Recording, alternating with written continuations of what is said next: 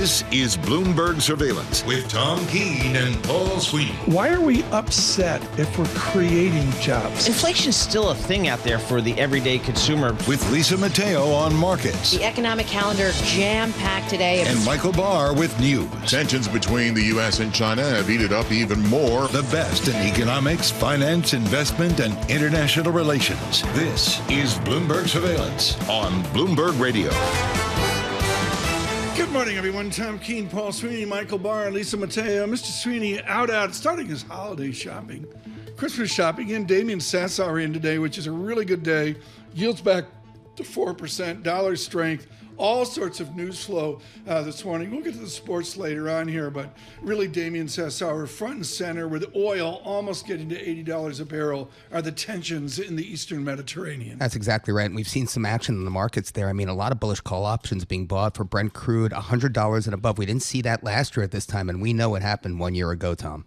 You look at the way oil moves here, of course, then you go to gold as well. Gold up $8, $26.75 into earnings season, a churn as well.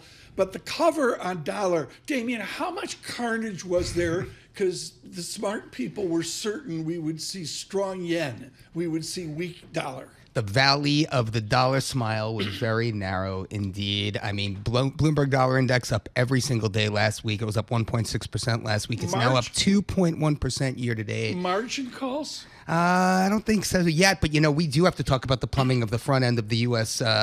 Market here. I mean, SOFR Fed fund spreads blew out on the heels of the NFP print on Friday. That's something to talk about. We have a lot of T-bill issuance through the end of this year. We got to look at that. Lisa was working aisle 7 at Costco, worried about the front end of the short-term paper market this week. We'll get to that in a moment. We say good morning. An incredible week coming up. Damian Sassower with us too many times this week. It's a good thing as well. Huge political stories. Jack Fitzpatrick will be with us later on. Some equity people to chat up. Dow, 42,000, 5,700, rounded up 5,800 on the SPX. From the Interactive Broker Studios, our Bloomberg Business Flash, Lisa Mateo. You got it. We've got stocks slipping right now. We have yields extending their rise. Strong economic data push traders placing their bets on how much the Fed might cut interest rates this year. Goldman Sachs economists say the probability for a recession over the next year back at the long-term average of 15%. Today, we'll get an update on consumer credit. Later this week, though, that's when we get the latest read on inflation, September's Consumer Price Index. That comes out on Thursday. So let's head over to futures right now. We have NASDAQ futures down 0.6%, 134 points. We have Dow futures down 0.4%. S&P futures down about 0.5%. To the bond market, with the 2-year and the 10-year yield gap inverts for the first time since September 18th. Right now, we have the 2-year at 4.02%. That's up 10 basis points. A yield on the 10-year 4.01%, and that's up 4 basis points. To commodities, have to point out oil erased an earlier loss. Tensions in the Middle East rising. We have Brent crude $79 a barrel, WTI crude $76 a barrel. Banks kicking off earnings season this week. We have reports from JPMorgan Chase, Wells Fargo, BlackRock. That takes place on Friday. PepsiCo, they'll be out with their latest numbers tomorrow, and all eyes on Tesla later in the week. It has a robo-taxi event, and Bloomberg reporting some of the surprises could include AI, new revenue streams, new vehicle models, and charging infrastructure. That's a Bloomberg Business Flash. Tom and Damian. Lisa, thanks so much. You get so many topics here on economics, finance, investment, on fractured international relations. Oh, yes, an election here in a number of days. We really weren't sure how to start the show, but you work around his schedule. Dan Williams, with a really interesting pedigree out of Oxford, was with the Jerusalem Post. We are thrilled that he gives us coverage at Bloomberg News. The last time we spoke to Mr. Williams was on the border of Lebanon. He comes from Jerusalem this morning. Dan, I looked at the Jerusalem Post this morning. The immediacy you see in the Israeli press, much different than in America. Is there any place in Israel safe in a two-border war? From the 116 miles from Lebanon's southern border to the Gaza Strip, can anyone sleep in Israel safe at night from potential missile attack? Well, I don't think you need my word for it. Good morning, everyone. You look at the map the Israeli military issued just 6 days ago when Iran launched 180 ballistic missiles in the direction of Israel. That is the latest front in this 7-front war. And the entire country was carpeted with alert signs. Basically, I think the Israelis knew where the Iranians were trying to hit. But what happens in a situation like that is the interceptions themselves become hazardous because ballistic missiles are fired at great height, they're intercepted at great height, and the debris is scattered a great distance. So even if you're out of range of Gaza, or you're out of range of Hezbollah from Lebanon, or you're out of range of, say, Iranian-backed militias in Iraq or Syria, or the Houthis in Yemen, you could still find yourself at the receiving end of debris from a successful interception. So that's the long answer. The short answer is no. Dan Williams with us in Israel. Joining us this morning, Dan, is Damian Sassower. Damian? Yeah, no, Dan, I need to know. We saw Bibi on the tape over the weekend specifically calling out French President Macron for, potentially recommending an arms embargo on Israel. I mean, is that real? And is there any chance that we could see other G7 nations follow suit? We've been hearing subterranean rumors about this for quite a few months now. I have a good friend who's involved in the Belgian civil service. He told me this could be in the works some 6 months ago. The French foreign minister is now in town. In fact, he'll be briefing the press just an hour from now, so we'll be getting some clarification, I believe. But there have been indications denied by Germany and been indications that German export licenses have been delayed, that the Brits are more closely inspecting some defense export licenses to Israel. So yes, there is a slow gathering of pressure through the channels of defense exports to Israel as European nations try to figure out a way to apply pressure on Israel to cease fire without completely rupturing their ties with Israel. Wow, Dan, how serious is that? I mean, Bibi specifically called out the axis of resistance in that speech and, specifically accused Emmanuel Macron of, being divisive and showing a lack of support, whereas the axis of resistance remains strong. Talk to us about the U.S. and their role. Talk to us about Kamala Harris, former President Trump. What's their stance on Israel? Well, I'd suggest you pass the statements they put out on this anniversary day. Very strong statements in support of Israel by the president and the vice president. The vice president, Harris, in an interview did reiterate her call for a ceasefire as soon as possible. That's pretty much a stock position of the Democratic establishment of this administration. The problem is it falls on deaf ears in Israel because Israel has been through several ceasefires, both with Hezbollah, with Hamas, I think at least 5 times with Hamas. And basically each ceasefire has seen reconstruction money, aid money coming in, and Hamas diverting a good deal of it to rebuilding its military capacity.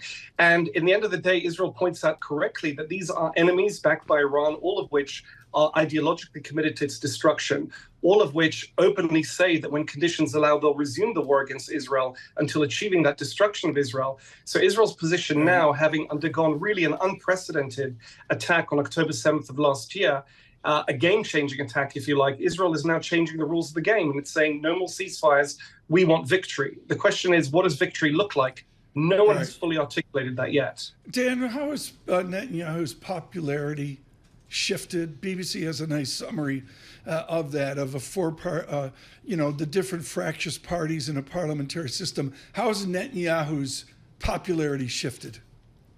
His popularity has been in the doldrums for a year now, given this catastrophe, especially given that he is Israel's longest-serving prime minister and long cast himself as Mr. Security, the guy who can foresee threats to Israel and to the Jewish people. So he suffered badly in the polls. However, over the past month, Israel has clearly seized the initiative, specifically in Lebanon, with an audacious series of attacks, some claimed, some unclaimed. I'm sure you're aware of the beeper sabotage, the walkie-talkie sabotage, the cascade of precision strikes to effectively decapitate Hezbollah and degrade its missile capacity. So polls have indicated a lift for him, especially when compared to his likeliest rivals. However, the national religious bloc that he sits astride, and everything in Israel is coalition politics, is still not seen winning an election were one held today. He's not keen on seeing an election anytime soon. Right. The next one is scheduled for 2026. However, his personal approval rates are certainly improving. Dan, thank you so much. Look forward to speaking to you again, reporting from Jerusalem for Bloomberg News. Dan Williams. Market's a little bit light right now. Futures negative 27. VIX out 2 points, 21.22. With our news in New York City is Michael Barr. Thank you very much, Tom, Damian, Lisa. Israelis are holding vigils and somber ceremonies to mark a year since Hamas's October 7th, 2023 attack the deadliest in the country's history since the Holocaust. The attack sparked the war in Gaza. Bloomberg Israel Bureau Chief Ethan Bronner is following the latest developments from Tel Aviv. This day has been set aside, as you can imagine, by Israeli officials and the families of hostages and all sorts of organizations as a day of mourning and commemoration. And an hour or two ago, Hamas in Khan Yunis in the southern central part of Gaza Strip were able to, despite a year of war against them, send off a bunch of long-range missiles to hit Tel Aviv. I mean, they were, of course, stopped by the Iron Dome system, but we were all rushed into bomb shelters, something that hasn't happened in months. Bloomberg Israel Bureau Chief Ethan Bronner. The 2024 Atlantic hurricane season has reached named storm number 13. Milton is gathering strength in the Gulf of Mexico. For the second time in as many weeks, Florida Governor Ron DeSantis has put his state's Gulf Coast under a storm surge watch. You're not going to be able to be told with 100-degree certainty where this storm is going to go this far out. All indications point to a major hurricane striking around Tampa Bay Wednesday night. Milton is already a Category 2 storm with 100-mile-per-hour winds as it churns in the Gulf. The Nobel Prize in Medicine has been awarded to Americans Victor Ambrose and Gary Ruvkun for their discovery of microRNA, a fundamental principle governing how gene activity is regulated. Global news 24 hours a day and whenever you want it with Bloomberg News Now. I'm Michael Barr, and this is Bloomberg. Tom, Damian, Lisa. Michael Barr, thanks so much. Got 8 ways to go here right now. I think we'll do the sports here in a moment. Major shout out to the Combine of Massachusetts Institute of Technology Medicine. These two winners of the Nobel Prize today, absolute heavyweights out of MIT, Harvard, and out of Dartmouth as well.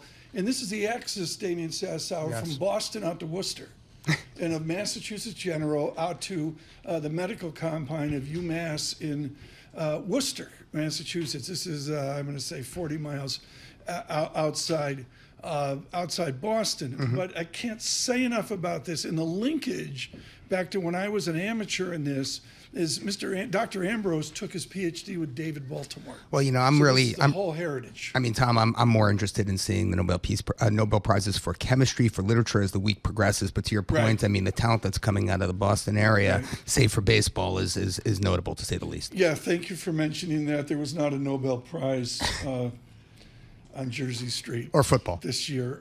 Keep it up. It's just going great. We say good morning, 92.9 FM. Congratulations to the University of Massachusetts Combine. Congratulations. That is out there. Futures a negative 28. Damian, I look at the tape and I see a massive fake, 50 beeps. In we go. Weak dollar. What a reversal we've seen. Absolutely. Whiplash. I mean, the risk of 50 bips has fallen sharply. But, you know, if you look at the options market and you look what's priced into June of next year, the range, Tom, it could be, Fed funds could be anywhere from 3% to 4.5%. That's a massive, massive range. So do you stand aside or do you commit capital on a bet right now? Well, I think, you know, it depends how strongly you feel about that bet. But certainly there's money to be made there. That is a wide range for outcomes. And so from my perspective, you know, the market, I mean, VIX here at 21 plus, I mean, these are notable levels here, and I think there's going to be a little bit of activity as we head into the election season and year end. The currency market, what does it signal to you? Dollar strength. I think, you know, the dollar's had its dollar resilience is a better word for it, for sure. I mean, all this rally in the funding currencies, Japan, China, and whatnot, you know, I think that's going to reverse a little bit. Damian Sassower with us today. Lots to talk about. Jeffrey Hughes scheduled in a bit. Bloomberg surveillance.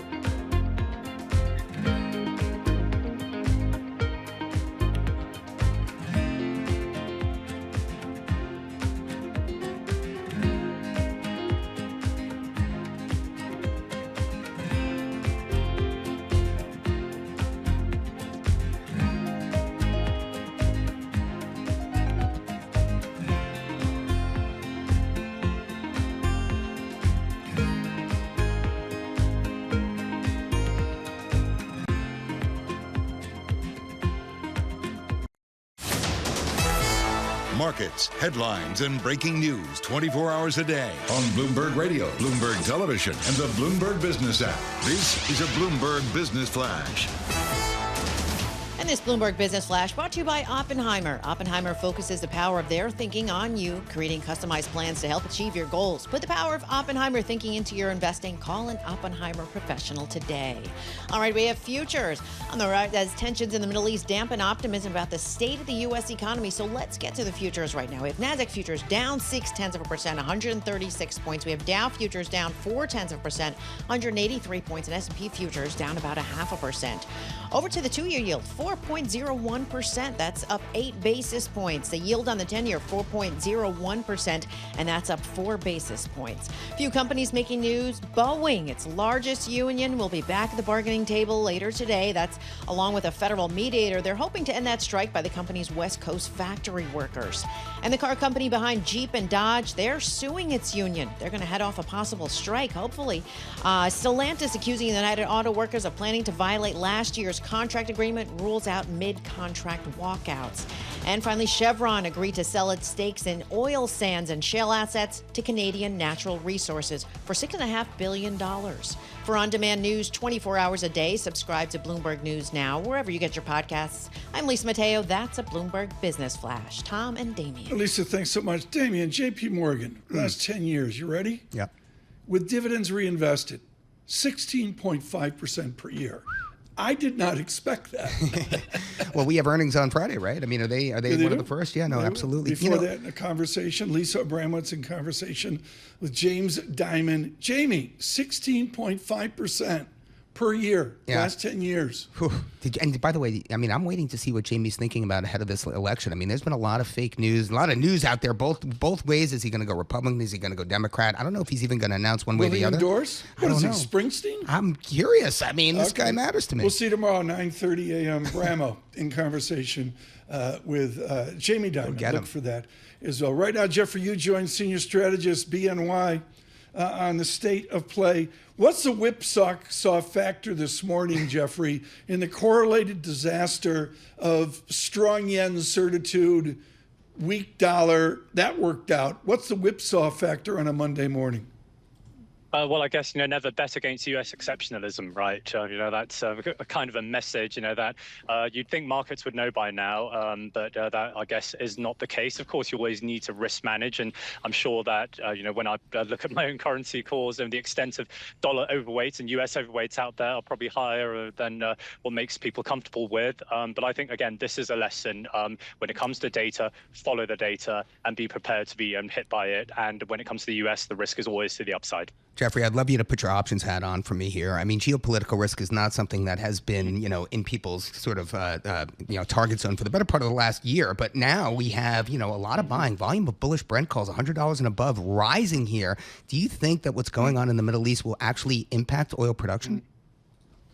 Well, at this point, I think if you think about options and these positions are on for tail risk, I guess net, that is a sign of great concern because, when you're adding insurance, so to speak, paying premium in a lower yield environment or potentially lower yield environment, then you're actually eating more of your potential returns, on insurance, so then you actually have to take the view that the tail risk or the probabilities of that will be higher than previously expected. It's easy to put on, I would say, tail risk, hedges, when a dollar cash rate is giving you a plus 5%. But if that's going to go down to 4 or even less, depending on what pricing you look at, then I guess it is a different situation. Having said that, I think it is going to be a tactical situation, and it's not just the Middle East at this point. Global geopolitics, that's always going to be a factor. So heading into year end, when it's been a good risk on year, I guess people can afford, based on the current returns right now, to add a little bit of premium to those insurance plays. And Jeffrey, I look at SOFR option markets here, and I look at June of 2025, and I see the range out there, and I'm just curious to hear your thoughts. Do you see that range sort of narrowing? I mean, can it stay this wide for an extended period of time? What are your thoughts there? Well, I think overall Fed expectations, if I had to take a view, it would be towards a narrowing for the time being. But again, pending for fresh data, our view was that even after the September meeting, I think the market acknowledged the Fed, and well, the equity market acknowledged the Fed, but rates markets did not. There was still aggressive pricing of Fed easing, and almost believing that equity markets required that. But now, based on earnings, based on where the consumer is, equity markets, do not need sufficient Fed support or too much Fed support to really make the case for gains in their own right. So I think that should have chastened where the SOFR markets were, and that would be the case for some time to come. Surveillance jargon alert. We're going to cut Damian some slack. He hasn't slept since 4 p.m.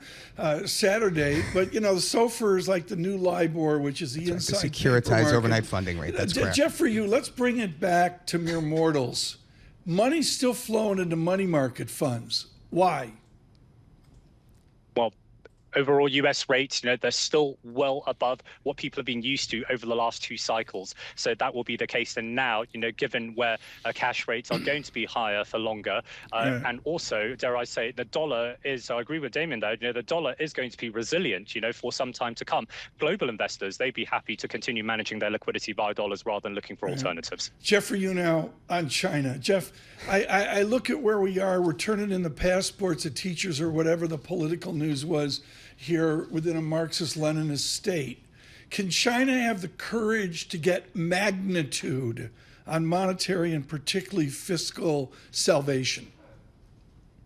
Well, let's see what the press conference says tomorrow afternoon. But the prior reports for cash handouts to families, that is them ticking the magnitude box. This could cost up anywhere between 500 billion to 1 trillion renminbi in a relatively, from their point of view, from the Ministry of Finance's point of view, fiscally stretched environment. If fiscally stretched environment is their base case, they're still willing to go all out on this, then it is a sign of conviction. They do want to turn a household sentiment around. But defeating deflation, as Japan has shown, it's about higher wages. It's about raising expectations. It's not about reducing debt servicing. It's about raising your income growth. That, I think, is the missing element. And to kickstart that, we need to hear more from Beijing. Jeff, I love that you went there. $1 trillion of new stimulus. Actually, it's 2.1 yuan of stimulus, but 1.2 trillion is sort of redundant. But that 1 trillion of new stimulus to households, I mean, what does that do from the perspective of a foreign investor looking at the sort of fundamentals of China, all the debt to GDP that's out there? I mean, we're talking elevated levels here. Do you think that can impact the renminbi here? Well, I think renminbi, dollar renminbi upside or weaker renminbi in a deflationary environment, that's something Beijing would be comfortable with anyway, right? So that would serve as a stimulus, especially for exporters, facing the weak PPI numbers. But I just keep on going back to the household, to your point, and seeing the reaction, not just in Chinese consumer goods names, but for international companies, with exposure to the Chinese household, they will hope to get a fillip from higher spending. Right. But again, deflation's hard to pull out from, so just caution your expectations there. Jeff, 30 seconds. Then are you a 5% GDP optimist on China? They will hit the 5% growth target this year, and I hope it's through high nominal growth rather than through a negative deflator. Right now, they are on track. What you just heard there, folks, is an absolute clinic on the distinction of linking policy into fiscal strategy, monetary strategy. You got to solve it at the nominal top line level. Jeff, for you, thank you so much with BNY. Just brilliant, absolutely brilliant this morning. At some point, they ignore the renminbi, the yuan. Yeah. They have so many other problems. Bracketing the yuan just is not a priority. Well, I mean, look, they're coming back from holiday tomorrow. So, a lot of these numbers we see in the CSI 300, the equity gauge in China may be a little bit, inflated here. I mean, once they come back in, we had a 16.3%. The equity index in China was up 16.3% the week before last. Goldman Sachs put an overlay on it this Best week ever. And right now, Goldman's saying it can go another 20% from these levels. I guess it can, but I'm suspect here. Do you watch the yuan or do you watch something else when Damian Sassower gauges China? Well, I definitely watch the yuan, but I watch the offshore yuan. I like dollar CNH. Yeah. And it's 707 last. It briefly dipped below the 7 handle, but it didn't quite get there. We'll come to that. This is important. CNY versus CNH. CNY was great. And then, Neil Young joined and it was a little, there's some tension to say. I like they were doing a thing this weekend, Neil Young and Stephen Stills. Huh? They're out there. They're working. They're not mailing it in. Look how we see, that's why you're here, Damian. We go from thread. CNH to Crosby, Stills, Nash, Young. If you're still listening, we're on YouTube. Subscribe to Bloomberg Podcast after your commute. Watch us on YouTube. Across this nation, Android Auto, Apple CarPlay, on the corner, Washington. I'm missing Philadelphia here. Washington, New York, good morning.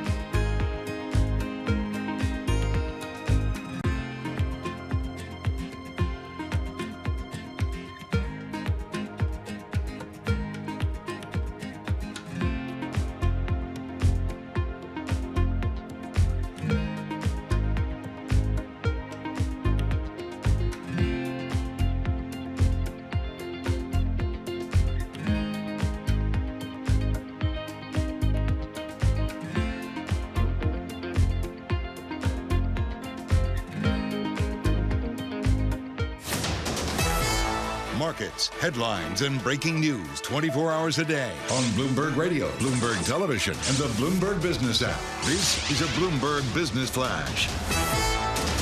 From the Bloomberg Interactive Broker Studio, I'm Lisa Mateo. We have futures falling, and this is after the Dow jumped to a record on Friday. It came after last week's blowout U.S. jobs number, undercut chances of a big rate cut in November. Today, we'll get some insight on what sort of spending power consumers will have heading into the holiday season with an update on consumer credit. Later this week, we get the latest reading on inflation with CPI for September. Now, that's expected to have kept up its August pace. We'll head to NASDAQ futures down 0.6%. Dow futures down 0.4%. Same for S&P futures. As far as the two-year yield, 4.01%. That's up 8 basis points. The yield on the 10-year, 4.00% too, and that's up 3 basis points. We'll head over to commodities. We'll have to point out Brent crude, $79 a barrel. WTI crude, $76 a barrel. And we have spot gold higher at $2,657 an ounce. Stocks on the move. That would be Pfizer, up 3%. Sources saying activist investor Starboard Value takes a $1 billion stake in the company. And Arcadium Lithium, that's up 30%. There's news that Rio Tinto has made a non-binding takeover approach. And finally, Cartier owner Richemont, up nearly 1% in Switzerland. It agreed to sell its e-commerce arm to online luxury platform My Teresa in an all-share deal. That's a Bloomberg Business Flash. Tom and Damian. You snuck that in there. Are they selling Cartier in aisle 7 at Costco? No. They got gold, they got platinum. Why not? They can't do it. Okay, interesting.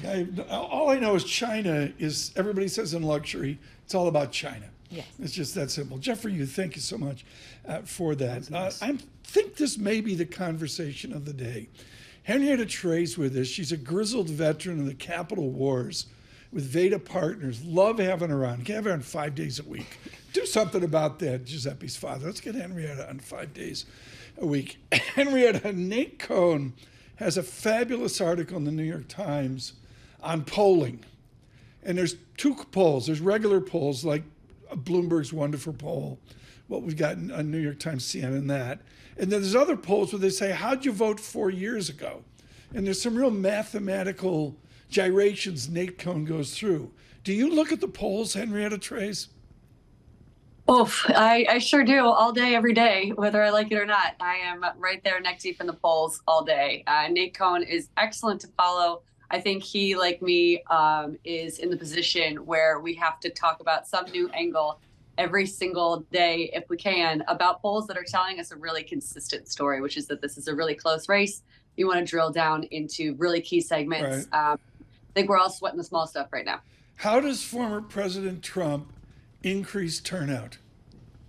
Well, you have Elon Musk tweet that today is the last day to vote in Georgia and other states, register to vote rather in Georgia and other states. So that's one way. Go directly to the young male audience, which is where Trump has seen so much of his growth in the last year. They are focused on the young Black male audience, young Latino male audience, and it's really a notable gender divide gap where Trump is sticking right with turnout in those core demographics. He is increasingly getting focused on and maintaining focus on sort of this dark narrative, America in decline, immigration as a major negative in the United States, and that's geared towards turning out a very specific set of groups. The risk is that it alienates sort of suburban voters, married voters in the suburbs of states nationwide in these critical swing states. Henrietta, you mentioned Georgia. I'd like to broaden that perspective out a bit and talk about the 7 swing states. Is it still Roe v. Wade? I mean, what do the polls tell you? I mean, did they suggest that national security, on the border is an issue? What do they think about what's going on in the Middle East also? Yeah, I've been saying this for months now, but this race is immigration versus abortion, hence the gender divide. Not that either of those issues are gender biased, but that's the way it's shaped up. So if you ask Republicans what the number one issue is, overwhelmingly they say it's immigration and the southern border and crime. On the Democratic side, if you ask them what the number one issue is, it's abortion. The negative for Trump is that it used to be economy and inflation, which would give voters 2 reasons to vote for Donald Trump. But since Harris has gotten on the scene on August 3rd, polls have never gone back and she's been improving. And now in some cases, polls are finding her ahead of Donald Trump on both the economy and inflation. So his negative is that he's lost the economy argument, which is really remarkable given we had the first bout of inflation in the United States for 40 years on Biden's tenure with Harris. So I think that's something that the Trump team in focusing on immigration has really diluted substantially. And so abortion is what the Democrats are voting on. And that's in key races, Montana, right, Florida, Nevada, et cetera. Henrietta, it's been 1 year to the date since you speak about borders, Hamas crossing the border into Israel. I just want to ask your opinion on this. Harris, Trump, do you think there's any possibility that one or the other could, kind of sanction Israel in terms of, limiting the amount of arms being shipped to them if either one of them are in office? Is that even a distinct possibility here? Oh, definitely. As you know, Biden was able to restrict arms back in May, if I'm not mistaken. So it's something that the administration can do. But when I speak with third-party voters, when I speak with folks who are mostly concerned about the war in the Middle East, a big piece of this is that the appropriations bills continue to go out and Congress remains overwhelmingly supportive of Israel. So whether the president wants to stop arms or not, a lot of these decisions are not up to him. The sheer volume of dollars, continued emergency appropriations bills, which we'll get again in December, are going to have tens of billions for Israel and for Ukraine and other emergencies like the FEMA disasters in the South right now.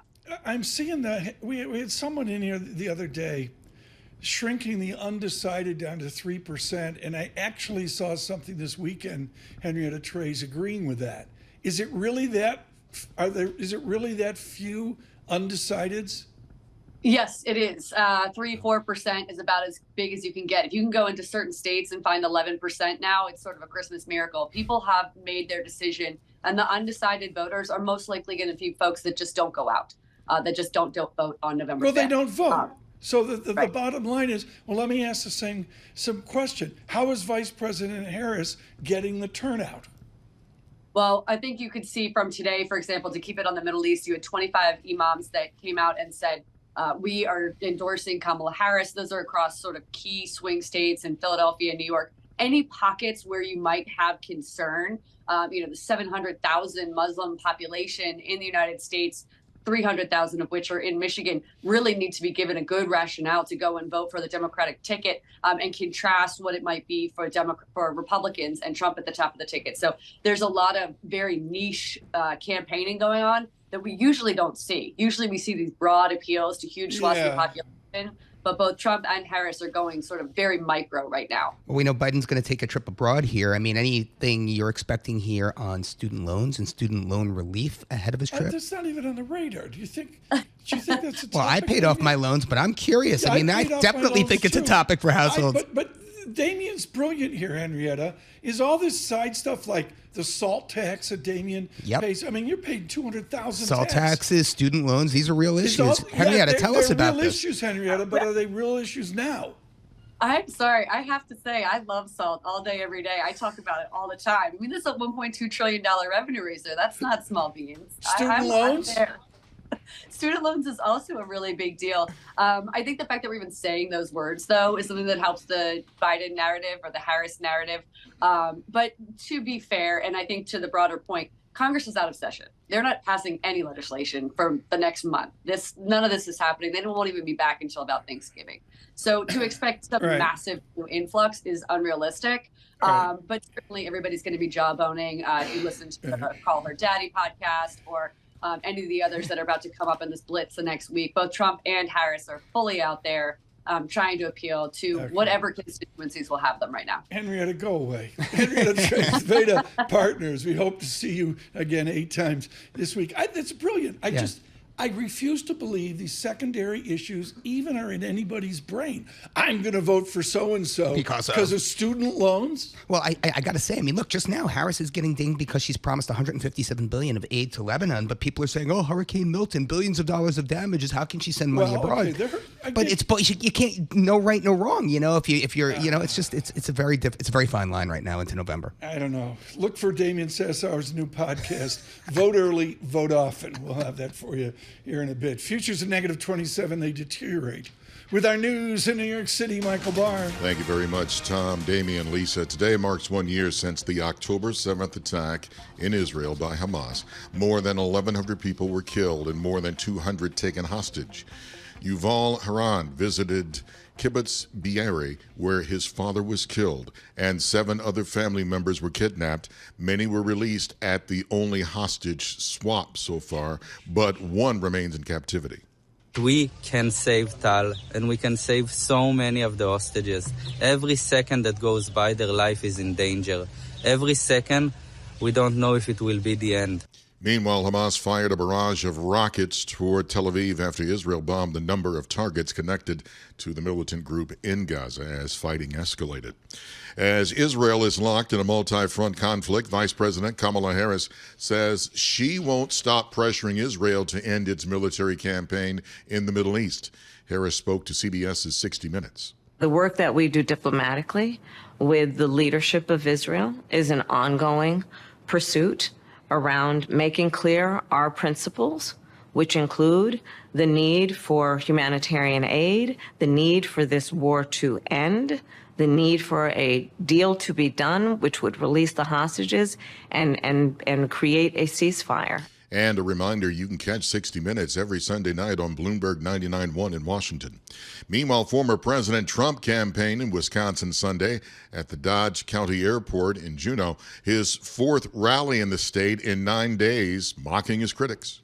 They said he's a threat to democracy. He wants to be a dictator. No, you know the threat to democracy are when you put incompetent people in charge of our country. That's a real threat to democracy. Saturday, Trump spoke in Butler, Pennsylvania, where an assassination attempt took place against him. As Hurricane Milton strengthens as it barrels toward Florida, rescue workers are still clearing the debris from the last major storm, Hurricane Helene. Milton is expected to hit midweek. 2 American scientists were awarded the Nobel Prize in Physiology or Medicine for the discovery of microRNA, a fundamental principle governing how gene activity is regulated. Victor Ambrose and Gary Rufkin will share the $1.1 million prize. Global news 24 hours a day and whenever you want it with Bloomberg News Now. I'm Michael Barr. This is Bloomberg. Tom, Damian, Lisa. If you are enthused, you walk down Broadway, that's right, past the Johnny Cash Museum, and dump the goalposts in the Cumberland River. Joining us now, surveillance Vanderbilt correspondent Damian Sassower. That's a 2.6 mile, walk, I guess, if you want to call it, carrying those goalposts down from First Bank down to the Cumberland River. I have definitely walked. I've walked back more than I've walked down there, to be honest with you. But let's just take for 1 second. Let's all remember what Nick Saban said about Vanderbilt University. The only place you're going to play in the SEC that's not hard to play, Vanderbilt University, and I got to tell you, that was awesome. And then you tore down. This is why you can't have nice things. You tore down the whole goalpost, and like Tom said, then you threw it in the river, man. And you see, the Athletic has a photograph of the Vandies celebrating. Everyone's wearing Prada. No, they're not. They're wearing their blue blazers and their khaki pants because Ole Miss and Vandy, from what I understand, are still the only 2 schools left in the country where you go old school, classic khakis, blue blazers to every game. I love it. Love it. I want to know how they did it. Well, how they got the goalposts off? How they won. Oh, it was No, the pick how the six. team No, won. it was the pick six. Look, I mean, no Nick Saban, there's going to be a problem. I mean, he should have never thrown that pick six, but that's what set it apart. And then they kind of that defense just held on, you know? I mean, I guess Bama's not all that. Let's cast a bit of shade on him. I guess that's why the deer were running in my yard, man, from Saturday after the game. I thought I saw them rumble when you were yelling. Did you get the Mossberg 500 out the kitchen window and try to get, dinner for dinner? Well, let's do it for Damian. We got to do this. Paul Please Sweeney do and I, we don't care. Damian Sassower cares. Diego Pavia, this attitude, this program, and the biggest win on the West End. Vanderbilt takes down #1 Alabama. Diego Pavia very nearly went into the stands to celebrate with his brothers, but instead they've come onto the field with him. Thank you, ESPN, Oh, my for goodness. that. Greatly appreciate it. There was back to 1969, back to 1984. It's great. I think they were 0-60 all time versus AP top 5 teams before Saturday. I mean, think about that. And they're ranked. No, right, exactly. Okay, there's your Vanderbilt report today with Vanderbilt alum Damian Sassower from New York City, Bloomberg Surveillance.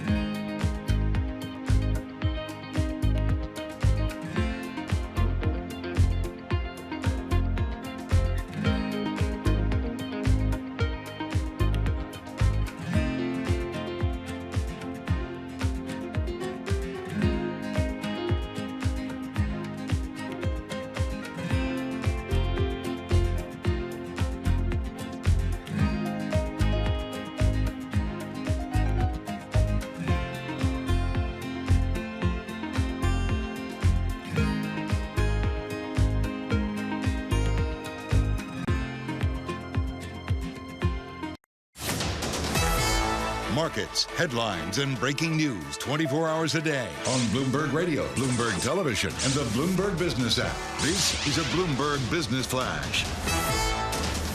From the Bloomberg Interactive Broker Studio, I'm Lisa Mateo. Well, with September's blowout jobs report behind us, investor focus shifts this week to the latest readings on inflation with CPI for September. But first, it's a look at consumer credit later this afternoon. Tomorrow, it's a trade balance. Wednesday, we get minutes from the Fed's September meeting. As far as NASDAQ futures, they're down 0.6%, 130 points. We have Dow futures down 0.4% at 42,471. We have S&P futures down 0.4% at 5,773. The two-year yield, 4.01%. That's up 8 basis points. The yield on the 10-year, 4.0%, and that's up about 3 basis points. We have shares of Nintendo up 4%. Saudi Arabia's wealth fund, they said it's considering increasing its stakes in Japanese game companies, so that's helping out there. And casino stocks, they're moving higher. Wynn Resorts received a commercial gaming operator license in the United Arab Emirates. We have Wynn Resorts up more than 2%. Las Vegas Sands up nearly 3%. That's a Bloomberg Business Flash. Tom and Damian. Lisa, thanks so much. Doing it right. Jen Farrow in conversation with Mark Rowan. We had Jim Zelter in last week as well from Apollo here. And Damian, I just want to take a minute and a half here. I think it's important. It's just too good to be true how everything's perfect in private equity, and particularly in private credit. Get the Sassower radar up. What are the challenges for private credit, or is it truly a free lunch? Well, I'm going to have a bunch of these conversations at the Greenwich Economic Forum over the next 2 days. That's why I brought it up. Highly recommend that anybody who has a chance to come and visit us there. We're going to be on site. We're going to be interviewing a lot of people, specifically people from Ares and Guggenheim, private credit experts. But let me say this. Credit spreads in the U.S., my goodness, they have remained resilient. You want to talk about resilient equity markets? Just look at credit. Even with what's just happened with the U.S. Treasuries, with U.S. yields popping up, I mean, spreads have just remained tight throughout. And with the VIX here above 20, again, I'm just not seeing much of it. So, I guess they think the economy is more healthy than the market gives it credit for, perhaps. I don't know. We'll have to see. That's something we will follow here into 2025. Now, a look at the front pages. What's making news around the world? Your daily roundup of today's headlines from major publications. Your daily look at the front pages of Lisa Mateo Hour, brought to you by Interactive Brokers. Their portfolio analysts consolidate, analyze all your financial accounts on one powerful dashboard. Do it for free. Sign up for Portfolio Analyst, ibkr.com/free PA. Once more on a Monday, ibkr.com/free PA. Lisa, what do you got? All right, we've heard about cost cutting across the media industry, right? Entertainment divisions, trimming episode counts, reducing cast salaries. Well, now it could be affecting TV network news anchor salaries. Sources telling the Wall Street Journal, Disney's ABC, Good Morning America, George Stephanopoulos, Robin Roberts, Michael Strahan, they may be in this fight to keep their deals at where they are. They're about $25 million a year each. They say if NBC Today Show Hoda Kotb, if she hadn't opted to leave, she would have faced a cut to her $20 million a year contract. So they're saying this whole cost cutting is starting to trickle down. MSNBC, you have talks of a new deal with Rachel Maddow, her $30 million per year deal up after the election. So we'll see what happens there. But they're just saying that the days of those media icons, it's coming to an end. Right. Like that's going to start. Are you watching this stuff at home, or are you on YouTube like everybody else? I was going to ask you to comment on this, Tom. We're talking about media icons here and what they're getting paid. No, but seriously, in all due respect, I have been getting a few calls from ABC and NBC. I mean, they really are hard up, I guess, if they're calling me. So, we'll see. But, I'm very happy here at Bloomberg, sitting next to Tom. I by chance collecting saw his crumbs. The other day the ratings for the 6:30 news, the nightly news, was, I'm making this up, 27 million 20 years ago, and they're now down to 18 million, 19 million. That's a big difference. So, it's a changing audience, but so much more, Lisa, I would say, time has just marched on from Sarnoff in what Mr. Cronkite, Mr. Huntley, Mr. Brinkley, Frank McGee at ABC, what they invented, and then over to cable, were just decades and decades and decades out. And it seems like the formula is changing. Yeah, but Lisa, I mean, you look at these podcasts like Smartless, right? Bateman and Artnet. I mean, these guys are killing it, right? So you would think that Stephanopoulos and Michael Strahan, maybe all they got to do, Robin Roberts, all they got to do is start a little podcast. Let me sell the book here so we can keep eating. YouTube is the future for us folks. Subscribe to Bloomberg Podcasts out on YouTube to keep Lisa Mateo in Costco. But the answer is, there's a newness to the YouTube thing that I'm dazzled by every day. What else do you have? NFL teams, more of them heading to dome stadiums, and it's driving up the cost. Yeah, so the closed stadiums adds hundreds of millions of dollars construction costs. But here's the thing, not all fans want them. They enjoy the whole football field, being out in the cold. But it's not stopping. The proposals are coming in. 10 of the NFL's 32 teams currently play in those roof stadiums. That's an all-time high. Several more in the works. So more of them starting to come around. They're saying they want the year-round on the schedule, Damian, are you advantaged by homing in a dome? Well, here's the thing. The Bloomberg Business of Sports, we are going to have the pleasure in the next few weeks of getting John Fascitelli, who runs the real estate division, or used to run the real estate division, for Harris Blitzer Sports and Entertainment. He's going to be on our show, and he's going to tell us exactly what he's seeing in terms of this mixed-use real estate around these stadiums. And, of course, it's all about domes. But it's all about staying warm. in your rotisserie league, where you're in last place, in your rotisserie league, do you factor in if somebody has a dome as their home field? Absolutely. A higher scoring game on turf. Yeah. Absolutely. You're looking for that. So, yes, absolutely. And I look at that, on a Saturday morning, probably just to make sure that that my lineup is set the right way. What happened to the Seattles yesterday? The Seattles? Yeah, the Seattle Seattles. Geno Smith, huh? I mean, he's something. I mean, look, I picked him up in my fantasy league in my rotisserie. I mean, he's. I don't know if he delivered though. I haven't really checked that this morning, but no, Mrs. Sassower has. You're doing the dishes tonight. Next. Okay, Halloween season. You know those big 12-foot skeletons that all these people put on their lawns? Hate them or love them. The problem is that the owners are keeping them on their lawns for more than just the Halloween season. And now HOA letters are going out to these folks because they're saying, hey, you need to get this off your lawn. But the people who bought them for $300 are saying that, you know what, it took me a long time to put this up. So what they're doing is they're changing it. So after Halloween, they put a Santa hat on it, and they keep it through Christmas. Then they put a top hat and extend it to July for, 4th of July. They put it to Sam, a top hat on it. I mean, look, is there really like an understanding about when you're supposed to take your Halloween, your pumpkins away from your front door? Is it like, the day after, 2 days after, a week after? I call it common courtesy. I mean, I hate when people have Christmas lights up in like February. Like you just can't do it. But they're saying that this is becoming a legal issue now, and so now, it's this whole fight about how long to keep them up. But their neighbors are saying it's bringing down their property values, and that's a problem. Major issue. See? So, especially in those HOA Got regions. One more? The Joker. I don't know if did you guys see it this weekend? Yeah, bomb. It did. It didn't make as much as the first. Lady Gaga, Joaquin Phoenix. It's kind of this musical drama, so I don't know Lucas if Shaw wrote it up, and he said, look, $200 million, this is the risk. It is, and it made $40 million opening weekend domestically. If you look at what the first made, $96.2 million domestically that opening weekend. Okay. So a big difference. Do you see I'm not on my game this morning? Do you know why I'm not on the game? What's going on? The older offspring, cash flow, the middle child, Prada, they would have asked first. Afterthought doesn't even ask. She just gets my charge card, and all of a sudden I got Guitar Hero in the house. Oh, did you play? I have a no, I did not play. I have a 17-year-old going through, she goes, Mississippi Queen is such a good song.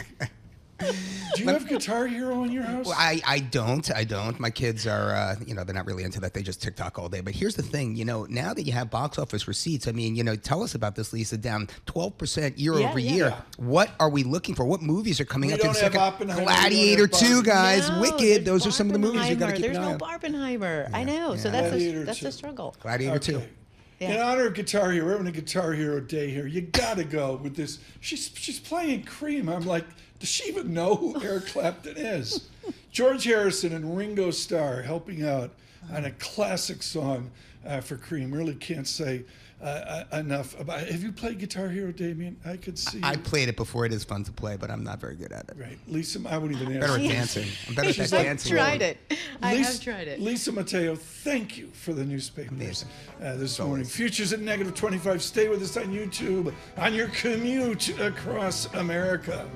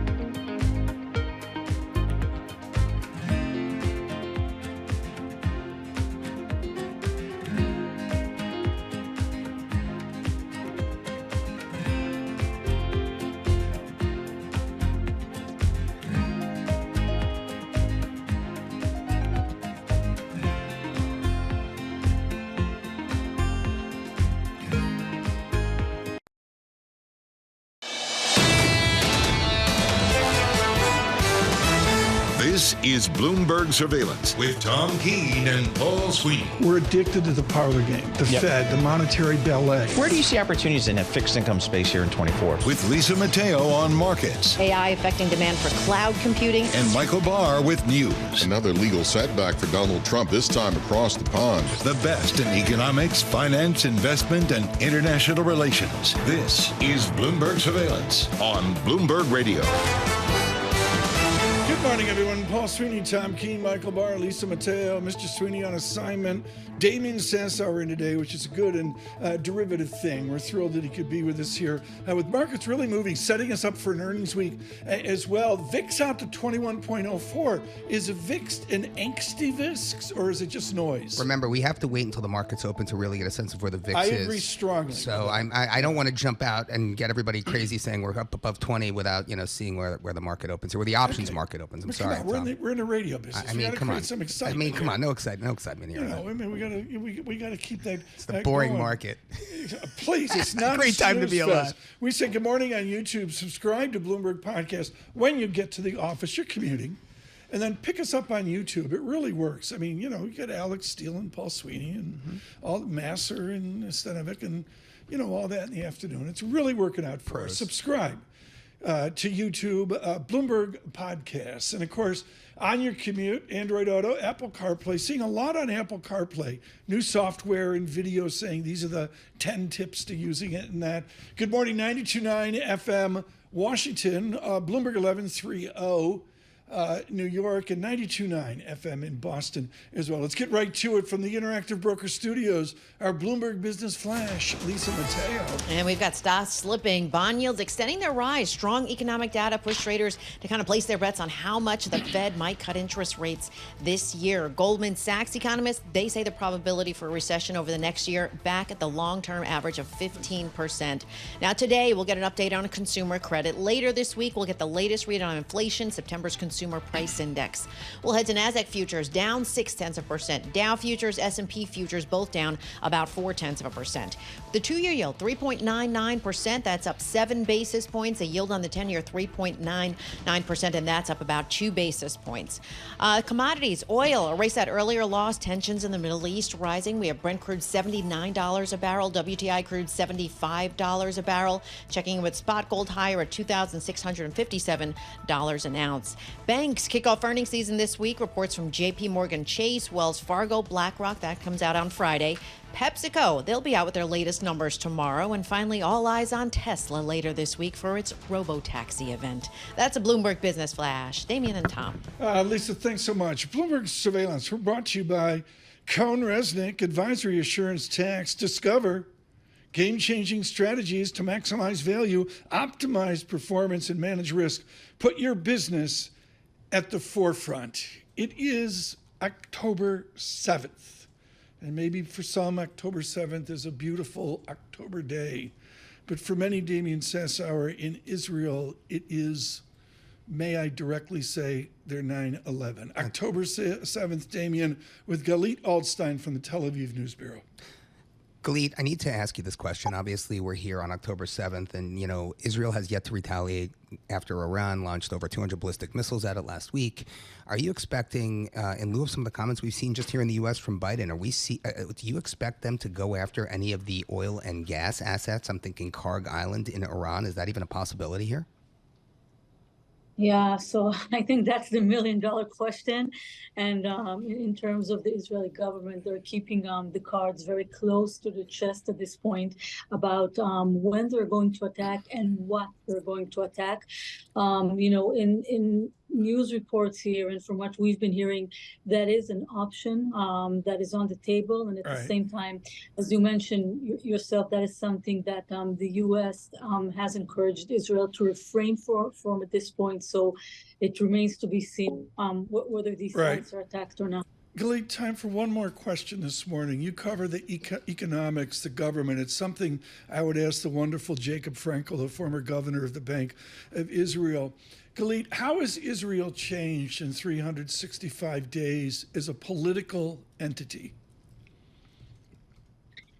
Well, I think one thing that's been very noticeable, and it's noticeable even today, which is, a full-on Memorial Day here in Israel.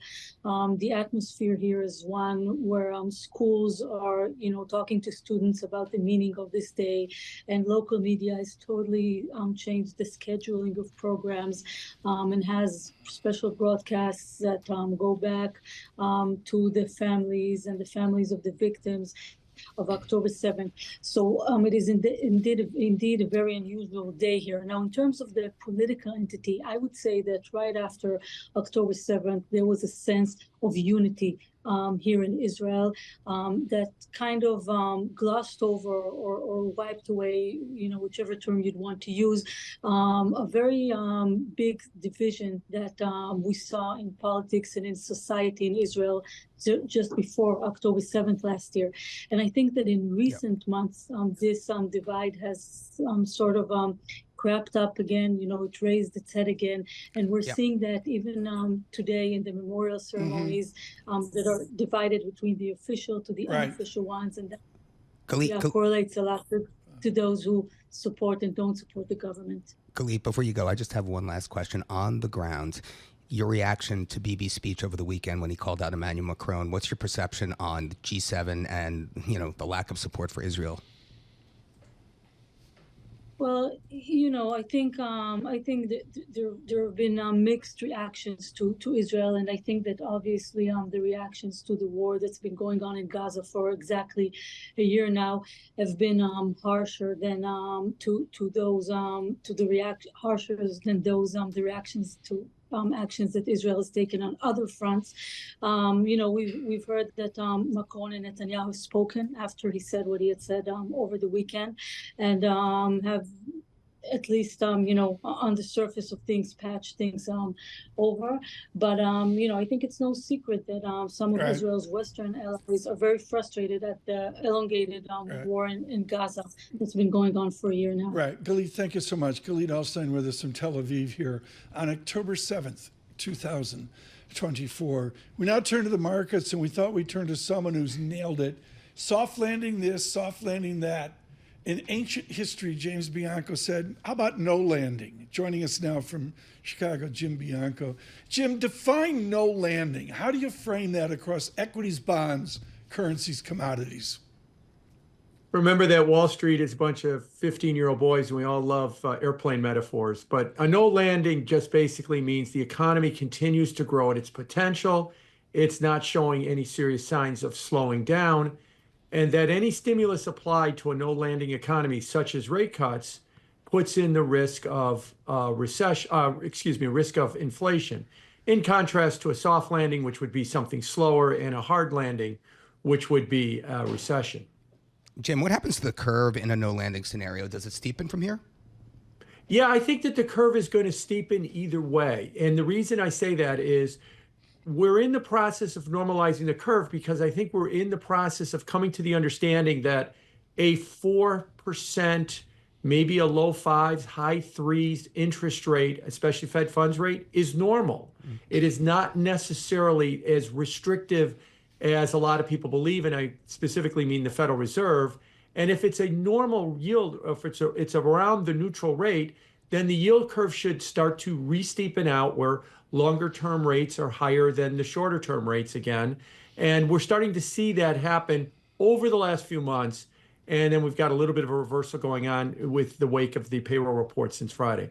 So a bear steepener then, Jim. I have to ask you, for the majority of this beta regime, we've seen a positive correlation between the returns for bonds and stocks. And in this no-landing scenario, I'm curious, do we see that resume? Because as you know, bonds have kind of rallied here in the face of equities being stagnant. I'm just curious to hear your thoughts. No, I think it does resume. I think, to back up from 2000 to 2020, we had that negative return from bonds and stocks, and that spawned the 60-40 portfolio and risk parity and a lot of beliefs that bonds with their low yield were basically crash insurance. You'd bought them for when the stock market corrected, bonds would rally. That has largely not been the case for the last couple of years.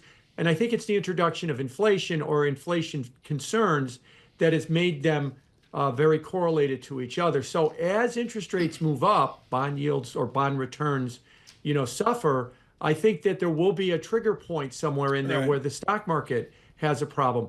2023, April of this year, July of this year, when interest rates, the 10-year yield in specific, started to approach 5 or 4.75, the stock market really struggled. It had a couple of 10% corrections in there. Right. If interest rates continue to do that, I would expect something similar. What will business behavior be with a normalized 4-ish Bianco yield? What do CFOs do? What is the spirit of mid-size and mom-and-pop business? Well, if they were in business before 2009, they'll remember that. Yeah, they'll remember it. Or if they weren't, maybe they should call their predecessor and ask them what it was like, because we are returning to a pre-financial crisis period in interest rates. We don't have quantitative easing anymore. In fact, we have quantitative tightening. We are gone from the zero interest rate world. But prior to 2009, we had, to use the phrase before, largely a no-landing economy, and we had nominal growth in the 4, 5, or 6% range, and we had interest rates in the 4, 5, or 6% range. I think what business people have to understand is your business should be generating 4, 5, or 6% returns. Now, if you want to borrow, you should be borrowing in that range. And the argument would be, if you're going to borrow, you think you could do better than that average range. And that gone are those periods, unless we get into a severe economic contraction, of 1% or 0 or 2% rates in quantitative easing. That was an era that ended in 2022. Jim, I love that you mentioned inflation. I mean, we saw TIPS break-evens, 5-year break-evens, surge 11 bips last week to 217. 5-year forward inflation swaps to 250, back from a cycle low of 234 just in mid-September a few weeks back. And now we have inflation on Wednesday. And my question for you, as you look at expectations, 2.3% year over year. I mean, Jim, does anyone even care about inflation in this environment anymore? Well, I think the Fed cares about inflation, and I think that a lot of people are going to start looking at those numbers.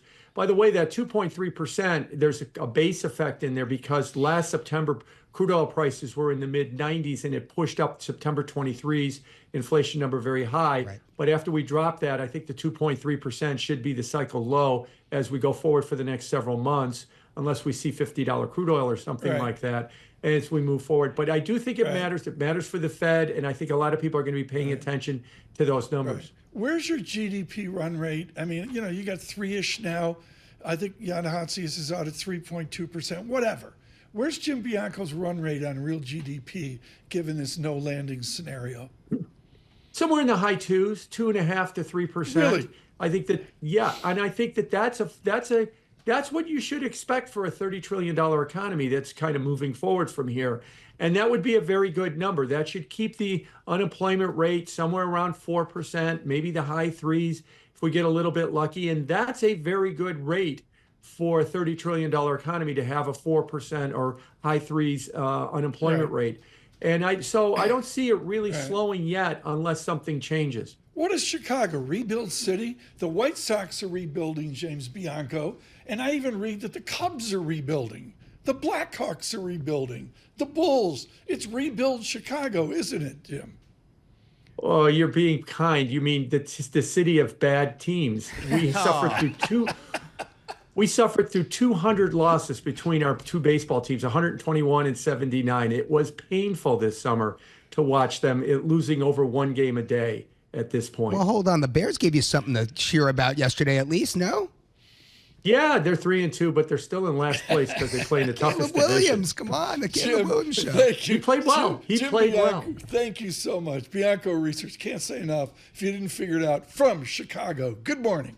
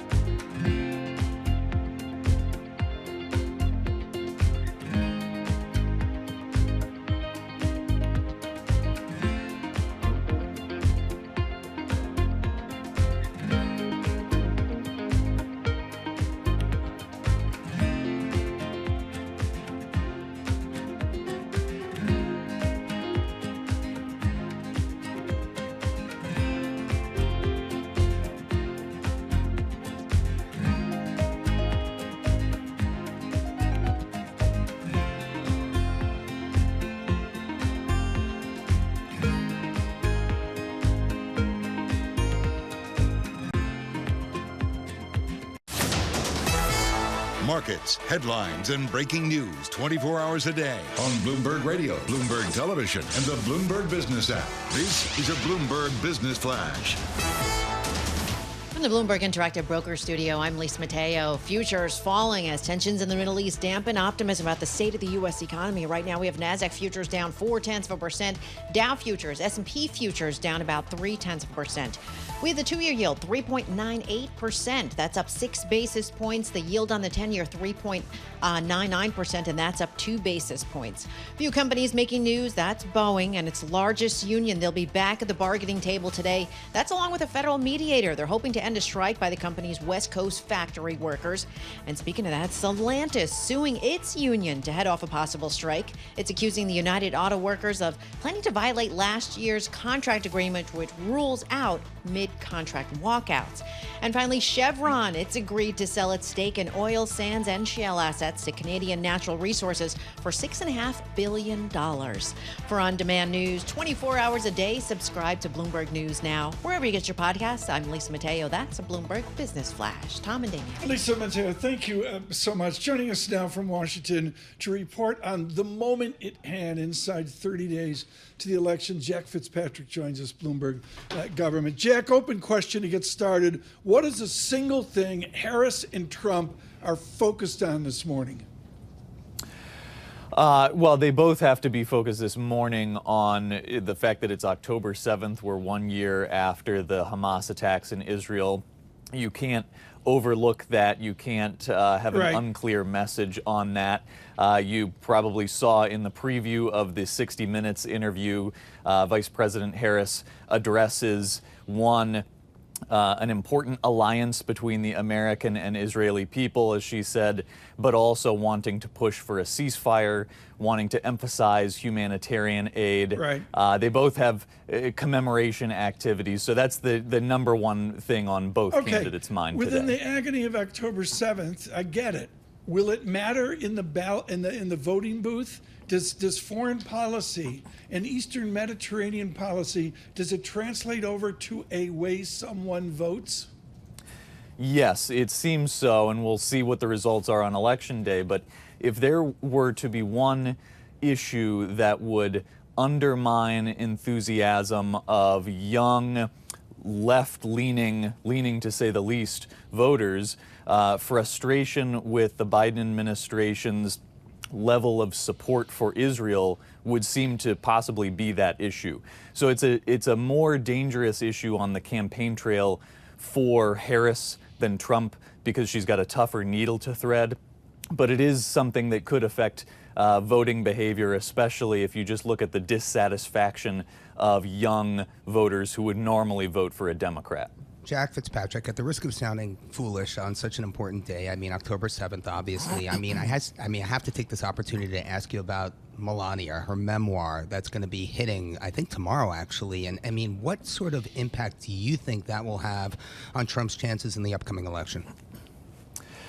It's hard to say if that would have an impact on his chances in the election. There have been reports that the memoir will speak out in favor of access to abortion for women.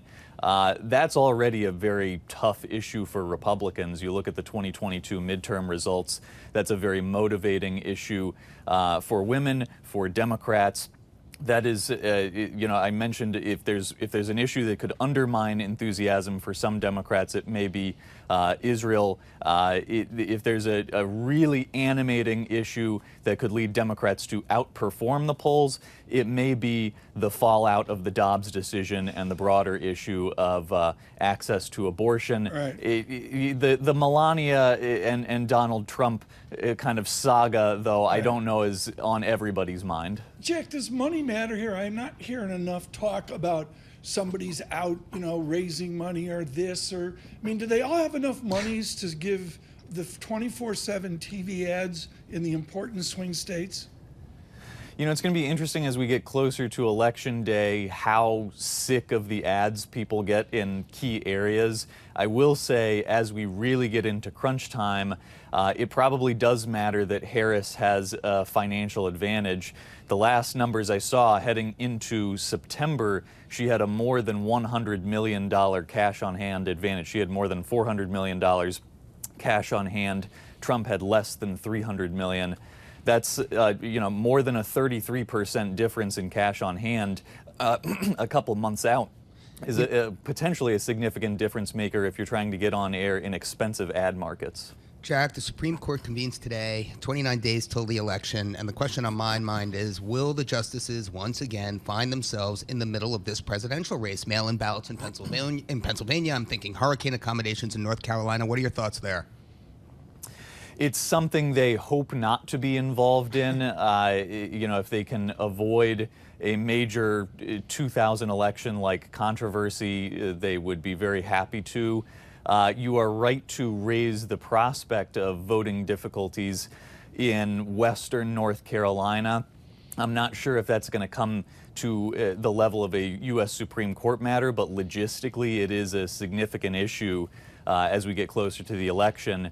So this is a court that has, I think, experienced enough enough of a political spotlight for now, and if there's anything they can do, they'll try to avoid more of it. Jeff Fitzpatrick, thank you so much with Bloomberg Government this morning. We're looking at the entirety of the market here into earnings season. Earnings are away from what Damian Sassower does. He's much more in the credit space. What is the underlying tone that Bloomberg Intelligence sees? What's the theme within credit and EM, and for that matter, developing economies as well? Well, it's funny you should ask. Just Saturday night, I was down in Princeton Junction, New Jersey, with my director of research, with Ira Jersey, our head of rates, with Eric Kazatsky, our head of municipals. And you know what Ira said to me, which I found kind of interesting, is, okay, inflation print's coming up this week. Sure, it's important, but it's retail sales, Tom Keene. It's retail sales and it's the consumer, which is really going to give you a sense of whether or not there's some longevity to some of the data we're seeing on payrolls and for the U.S. growth picture writ large. So, I have to, take him at his word. I'm going to be looking to activity data in the U.S. here going forward. And it's sort of, the normalization Jim Bianco was talking about is, you and I are of enough vintage to remember normals, read 2006. And are we really going back? There's a huge body of the audience, I think, that doesn't think we're going back to that. We also have some rate decisions abroad this week, Tom. I mean, we have South Korea at the end of this week, and South Korea could cut rates for the first time this cycle. But look, we have India, Israel, and New Zealand first on Wednesday, Peru on Thursday. Peru's been in a deep cutting cycle. New Zealand started cutting rates already. I mean, we could start to see some of these countries, perhaps like India and South Korea, start to cut rates as well. Rate differentials matter. I'll just leave it at this, Tom. The carry trade, you can't ignore it anymore. If U.S. rates are bouncing back up, the carry trade's going to do well, and it has. Do you see elements of a race to the bottom and all the damage that can cost? A race to the bottom in terms of rate differentials, right? Rate differentials and just frankly, central banks acting not selfishly, but just acting in their own interests. Absolutely. I mean, look, we saw that brief rally. I mean, look, there were three factors really that drive, FX in my mind: carry, value, and momentum to some extent. And, value has taken the reins there for a bit, but now that seems to be reversing itself, and I do think there is room to, I wouldn't say a free lunch, Tom, but to take advantage of rate differentials in the current environment. I think currencies have moved pretty dramatically in the last few months, and a little bit of reversals in order. Do you have a euro call? I think the euro is going to weaken. I hate to say what I think. I'm not supposed to have a call on BI. I don't have a call. I don't matter. But I look at euro yen here, at levels at euro yen, and I think euro yen can weaken from here. Sure. Why do pros, they triangulate? They don't look at dollar yen. They don't look at euro dollar. The adults go over to euro yen. Why? So here's the thing. 88% of all FX transactions are a dollar cross, right? I mean, that's just the volume of the $7.5 trillion a day FX market. So you would think it'd be all moves against the dollar. But Tom, you're right to point out that in this environment, all the smart money, they're not looking at dollar. No one wants to go near it. Get away from the dollar. Because of the reversal you just saw. I mean, the dollar's going to be because of all the different scenarios that can take place sideways between here and next year. So euro's a little bit more of a regression basis. You're taking out a major coefficient. That's right. When you take out dollar. That's right. And that stabilizes your epsilon on the far right of the equation. I think people. Am I doing okay there? I think you're doing okay. I think investors are a little bit more confident that the euro growth picture is going to weaken from here on out. There's a little bit more duration in that trade, and the other side of that, I think there's some real belief that the Bank of Japan is going to continue hiking rates, and we're going to see another 25 bip cut in December. So Sunday evening, I'm having a beverage of my choice, and I'm just saying, how can I bust Damian's chops? No, he can't. Monday Impossible. morning. Coming up at some point here, we'll go to London. The miracle of the New York Jets on Carnaby Street. Futures negative 22. This is Bloomberg Surveillance.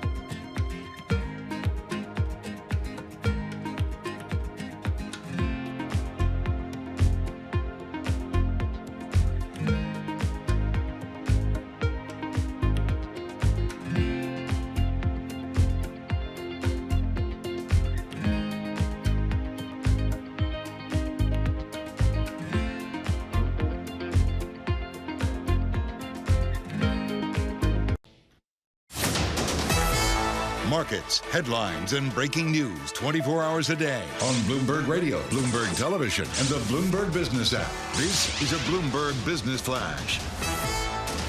From the Bloomberg Interactive Broker Studio, I'm Lisa Mateo. Futures falling after the Dow jumped to a record on Friday. Now, this came after last week's blowout U.S. jobs number undercut chances a big rate cut in November. Today, we'll get some insight on what sort of spending power consumers will have heading into the holiday season with an update on consumer credit. Later this week, we'll get the latest read on inflation, CPI for September. It's expected to have kept up its August pace. Right now, we'll head to NASDAQ futures, down 0.5%. Dow futures, S&P futures down about 0.3%. With the 2-year yield 3.99%, that's up 7 basis points. The 10-year yield at 4.01%, and that's up 4 basis points. To commodities, Brent crude $79 a barrel, WTI crude $75 a barrel. We have spot gold lower at $2,648 an ounce. Stocks on the move. Arcadium Lithium, that's up 31%. There's news that Rio Tinto has made a non-binding takeover approach, and Pfizer up more than 2%. Sources say activist investor Starboard Value, it takes a $1 billion stake in the company.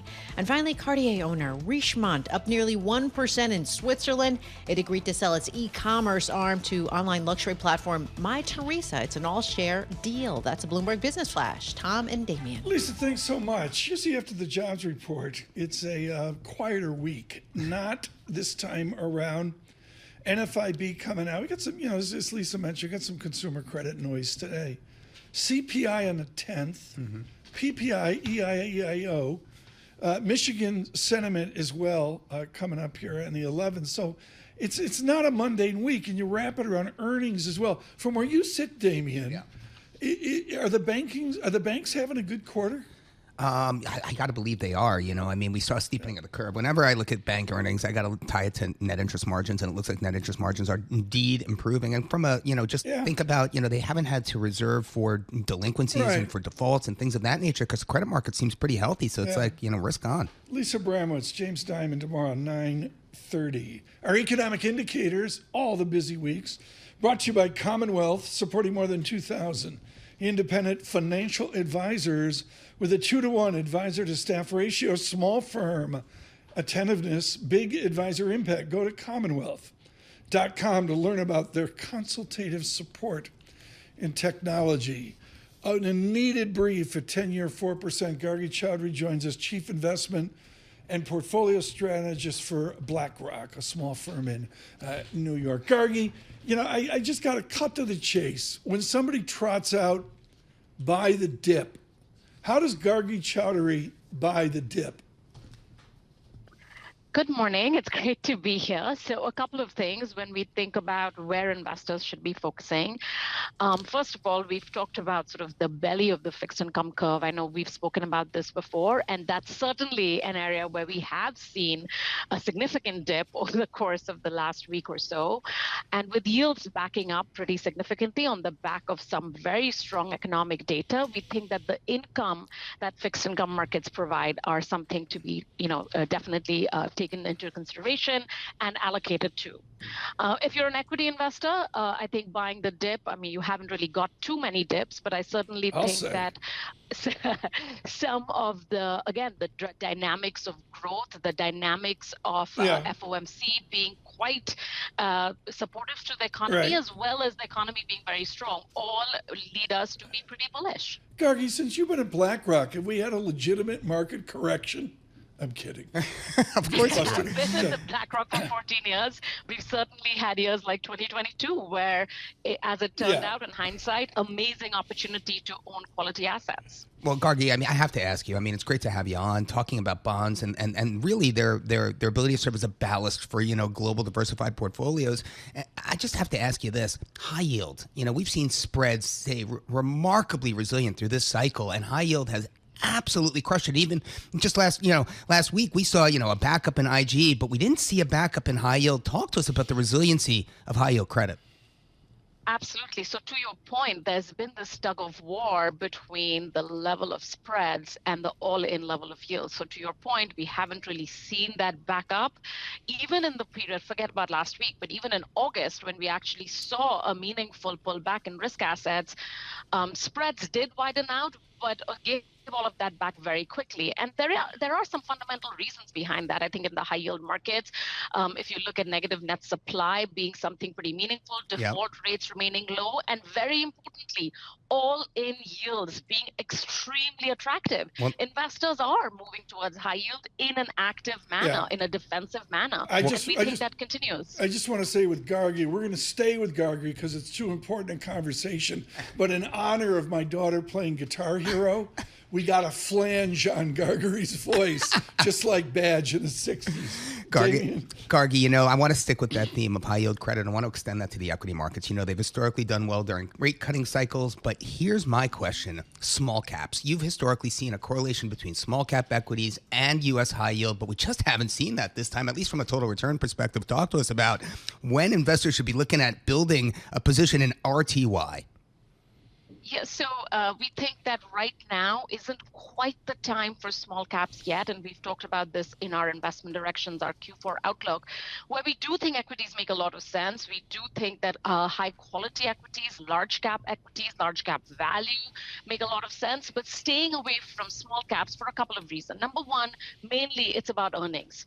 With over 40% of small cap companies actually being in negative earnings territory, it is not quite yet the time to go into indexes that give you exposure to high yield. However, what we have seen in periods is investors buying upside protection. Call volumes in IWM is something that we keep an eye on. That is something that we've seen pick up in certain periods of time. I think that can be an area for investors to get that, that rental income, if you will, in small caps. But till we see a meaningful turn in earnings for small cap names, I think it's very hard to consider a sustained rally in small caps. Where we think there's more, there's a lot more opportunity for us, we believe, is certainly staying within value and cyclicals, but keeping it in large caps, where we think more of the earning growth is going to come in over the next couple of quarters. Well, you talk about that yawning gap in earnings growth between technology and the rest, and I've read that about. It's just awesome stuff, Gargi. But the move in energy last week. Off the back of what we're seeing in the Middle East, I think we see like a 7-8% move in the S&P energy sub-index. Massive. Talk to us about ExxonMobil, Chevron, and now we're starting to see some M&A activity there. Talk to us about that sector and its ability to kind of lead the market higher from here. Yeah, absolutely. So I think, we obviously saw that move, and unfortunately that came behind some of the very tragic events in the Middle East. And we would never tell investors that they should only invest in any parts of the market based on geopolitical activity, because what we've seen over and over again is markets tend to, over the medium to the long term, look through geopolitical risk. Having said that, I do think given valuations, energy in a portfolio, we were talking about value just a little bit of time ago, owning sectors like energy within that value portion of your portfolio make a lot of sense.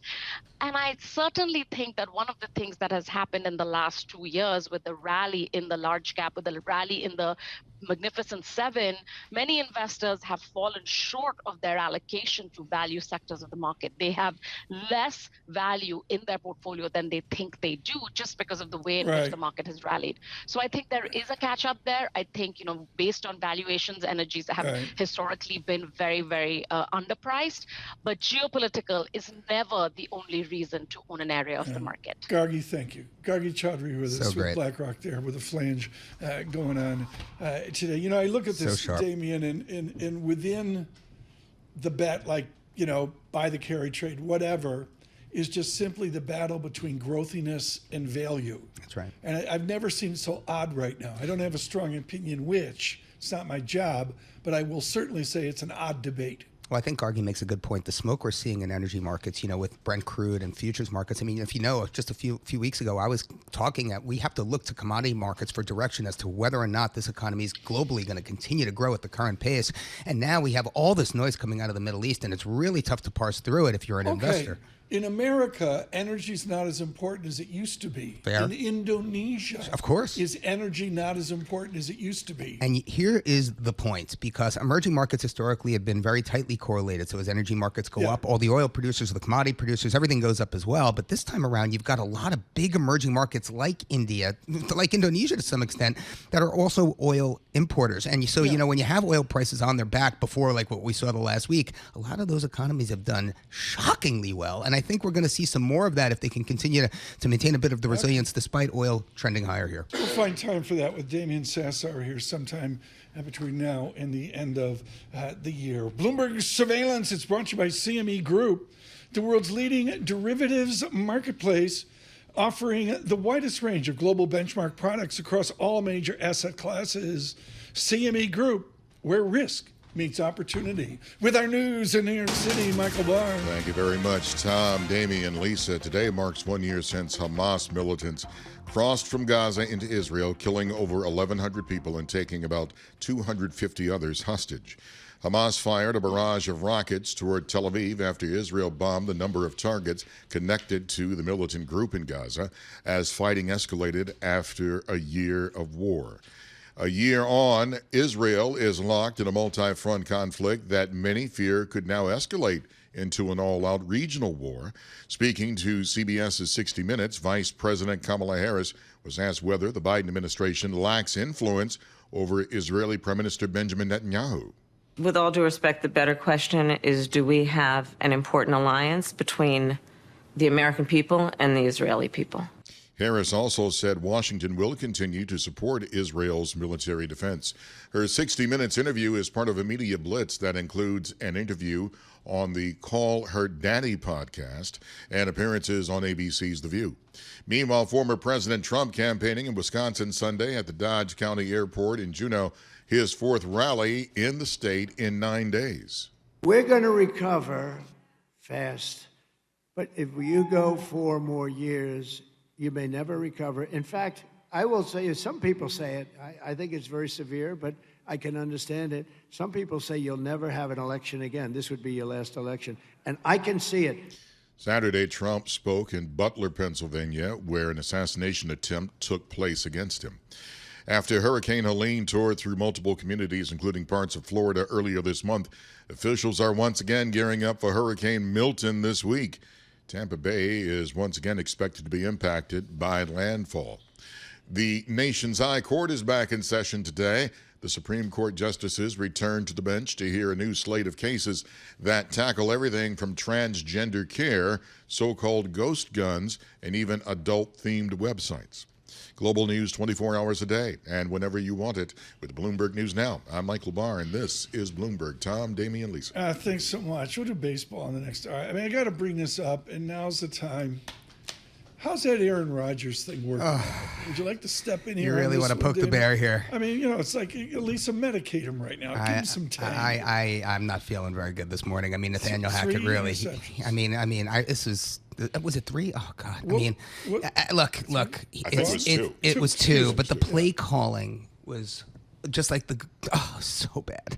So look, as a Jet fan, and I know I speak for the entire Jet Nation out there, we need to do something about quickening up the pace, not getting delay of games, not getting these nonsense penalties, because players know what they're actually going to be, what plays are going to be called. Come on, everybody knew it was going to Mike Williams in the last play of the game, but Mike Williams didn't know. Don't get me started. Lisa, you better get that medication right now. Are you like this at the dining? Okay? At the Sassower house, you're usually sitting for 12 at dinner. It was early. Are you like this at the dining room table with Mrs. Sassower? No, I can't be. She would disown me if I was like this. Look, I think she gives me Sundays. My wife is she's a good lady there. So I am going to give Aaron Rodgers just a little bit of love. If he would have thrown the ball ahead of Wilson, it might have been a pass interference call. Yeah. But he threw it behind. And offensive line didn't look great either, Mr. Barr. You got to have time to throw the ball. It's not all on Aaron Rodgers, who can't run the ball. It's just a mess. The defense looked good. I got 5 seconds. Which of you is worse in rotisserie? I am. For now, he's he makes a play. He usually makes a run toward the end of the season. And Rich Truman, our producer, we don't even talk about him. Yeah, we'll see. From New York, Bloomberg surveillance.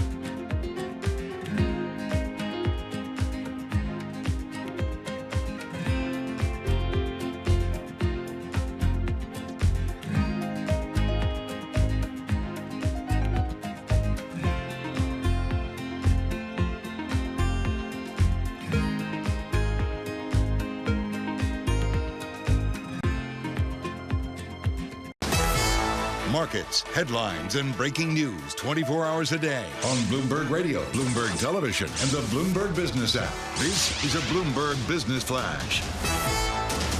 From the Bloomberg Interactive Broker Studio, I'm Lisa Mateo. Well, with September's blowout jobs report behind us, investors' focus shifts this week to the latest readings on inflation. We have CPI for September later this week. But first, we have a look at consumer credit later this afternoon. Tomorrow, trade balance. Wednesday, we get minutes from the Fed's September meeting. Let's head to futures. NASDAQ futures down 0.4%. We have Dow and S&P futures down 0.3%. The 2-year yield, 3.99%. That's up 6 basis points. The yield on the 10-year, 4.0%, and that's up about 4 basis points. Shares of Nintendo up 4% after Saudi Arabia's wealth fund. They said it's considering increasing its stakes in Japanese game companies. And then you have casino stocks. They're moving a little bit higher after Wynn Resorts received a commercial gaming operator's license in United Arab Emirates. Wynn Resorts up 2%. Las Vegas Sands, they're up more than 2%. And Costco gold bars, they are flying off the shelves. Bullion prices hit records.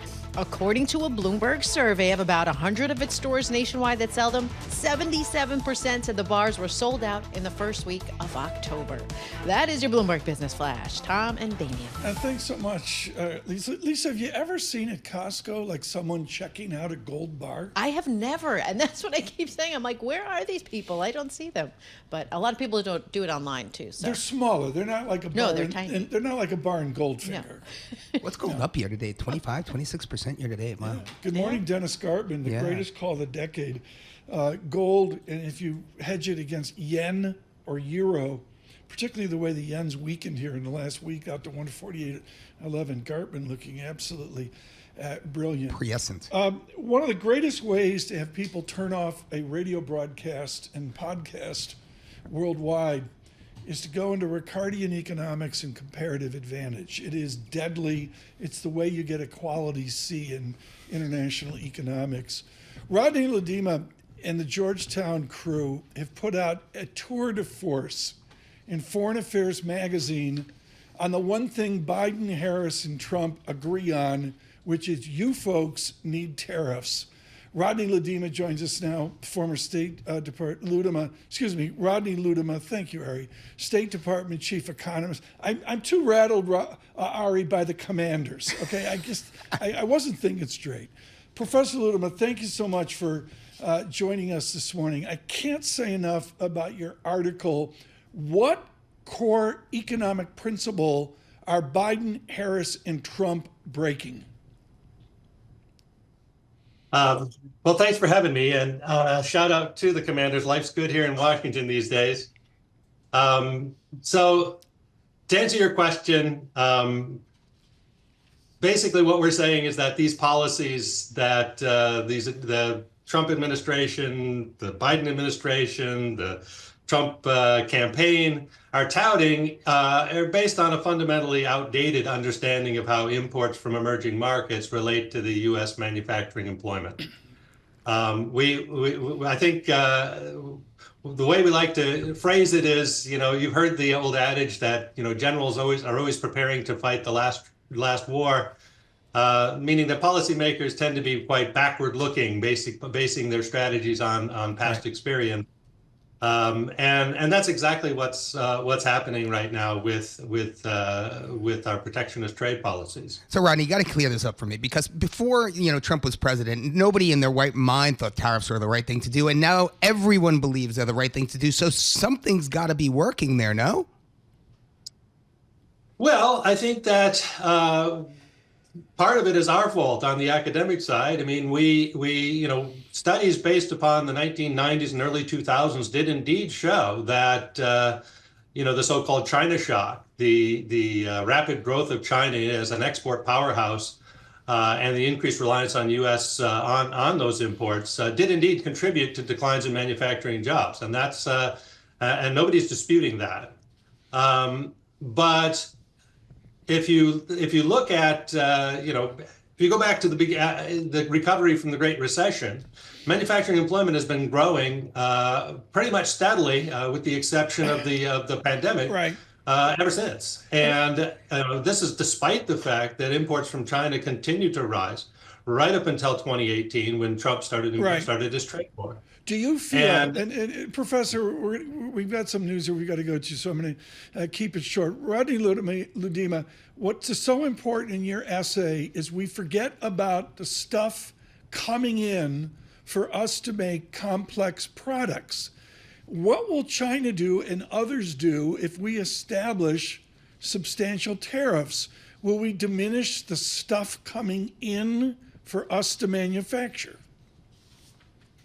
Well, yes and no. I mean, if we simply impose tariffs on China itself, what we know is that a lot of we can import these from other places. And indeed, China will set up factories in other places to export to the United States from other places. But if we impose a tariff across the board, which is what candidate Trump has proposed, then yes, we're going to have a serious crisis in manufacturing, because we won't be able to get the input and intermediate inputs that we need in order to make our factories competitive on the world market. Professor, and that's actually going to cost U.S. jobs, not improve it. Professor Ludema, thank you so much. Greatly appreciate it. With Georgetown University. I'll get this out on Twitter and LinkedIn. It's a really important foundational essay about the two-way traffic of trade. Damian, that's the heart of the matter, and you live this every day, and that we have a U.S. bias with our belief with Singapore. Yep. And the answer is it's a two-way street. Always. Well, protectionist bent, which is what we're talking about here. I mean, it doesn't make sense. I mean, and who does it make sense for? And I think that's the real point here. Yeah, okay, maybe the numbers suggest that the U.S. economy will go slower because, trade will go down from a volume perspective, but what type of trade benefits? And I think that's what the Democrat and Republican parties have both hit on at these 7 swing states. Right. High-end manufacturing matters, and bringing it back onshore is going to have an impact on this upcoming election. I think that's the point. Last time around, the one thing they agreed on was TPP. We're not going to do it. basically Asia's gone out and done their own TPP without us. Am I right? That is right. And look, I mean, I think we're going to get a little bit of fuel coming out of Asia. I mean, they've just found a little bit of religion here in terms of how their central banks are behaving. And now we might see them finally start to get a little bit more dovish, start to stimulate again. We're talking about China. We're talking about South Korea and Taiwan. And that could really light things up here as we head into the end of the year. Your world learned a lot of lessons out of 1998 where they said, we can't trust the West. We got to go it alone. What is their new study, particularly on the Pacific Rim or India, where they say we got to go it alone? What's the thing they're looking at right now? Well, I think it's really hard. I think there's a lot of, like just the South China Sea, everything that goes hand in hand with that. Border disputes. It's not just between, China and the U.S., China and Taiwan. Sorry, it's the Philippines, it's Indonesia, it's the entire Southeast Asian bloc. And you talk about 1998, and I think about Thailand. It all started with Thailand, right? Basically, they're talking about creating a land bridge to cut off the Strait of Malacca. So there's a lot of things. And by the way, bonds are trading off of that news, Tom. This is real stuff. So, fundamentally, I think the region is shifting, and I think it's going to be positive in the not too distant future. Sure. One of the great joys, folks, here. Damian lives this every day. He's looking at this at home while he's watching the Jets lose. But you look at the Thai baht, and it's been in a trading range here. Yeah. Do you just bet strong Thai baht here on a Pacific Rim renaissance? So, right, the Thai baht really does trade off of China, right? Because that has become the tourist destination for Chinese households, right? So, and a lot of Chinese money is spent there. It's about tourist flows into Thailand, and that the baht trades off that. But, for them to get a little bit of fundamental juice off the back of that by kind of inserting themselves into this broader picture of supply and logistics and helping this one belt, one road, whatever initiative. This is all very real stuff, and the Thai baht certainly is strengthening, but it is a low yielder, Tom. Yields there are low, and if I am right, and the carry trade's going to find some value here, you're probably going to see the Thai baht weaken. Have you been to Chiang Mai? Never. It's like in northern Thailand. It's like, X-Mile northern Thailand. Okay. I got to get to Bangkok first. It's right on the border. Okay. With China, it's like a huge tourism place. I've heard, Badaishu is going to be my tourist place when I go out east. Okay. It's because that's China. That's where the Beijing elites go. Yeah, where else nationwide are you going to hear too much on the Thai baht? Only with Damian Sassower. It's Guitar Hero Monday. Leslie, good morning.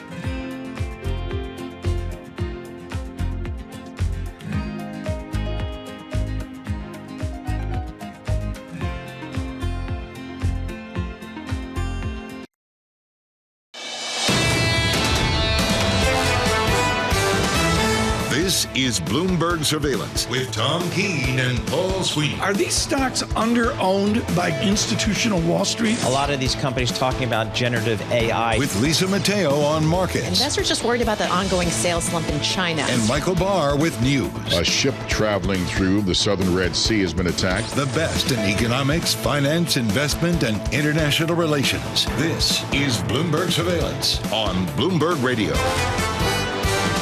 Good morning, everyone. Tom Keene, Paul Sweeney, Michael Barr, Lisa Mateo, Sweeney on sabbatical. Damian Sassower fired up. Got a lot of emails in. He was out of control in the New York Jets. We'll try to avoid that in this hour. Instead, we'll look at the New York Giants. I can't believe they beat the Seattles. That's right. Like Danny Dimes at it again. You know, I mean, they look pretty good. I mean, the Giants are coming back here. I mean, their offense certainly looks better than my Jets. It's just, I can't believe it's brutal. Yeah. Why are we doing New York football? Well, that's what we're doing. We say good morning on economics, finance, investment. We'll get to baseball in this hour. We've really avoided that, and it's a glorious time of year to say.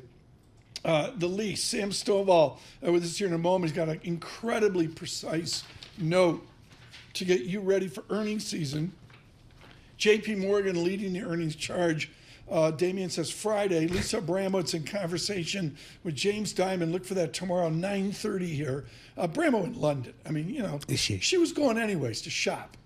and she said, hey, Jamie, I'm over there. Let's do something. And so that's how they worked it out. Abramowitz and Dimon. Look for that tomorrow, 9:30 here. We're going to get to Sam Stovall in a moment. On YouTube, after your commute, subscribe to Bloomberg Podcasts. On Apple CarPlay, Android Auto, Good Morning Washington.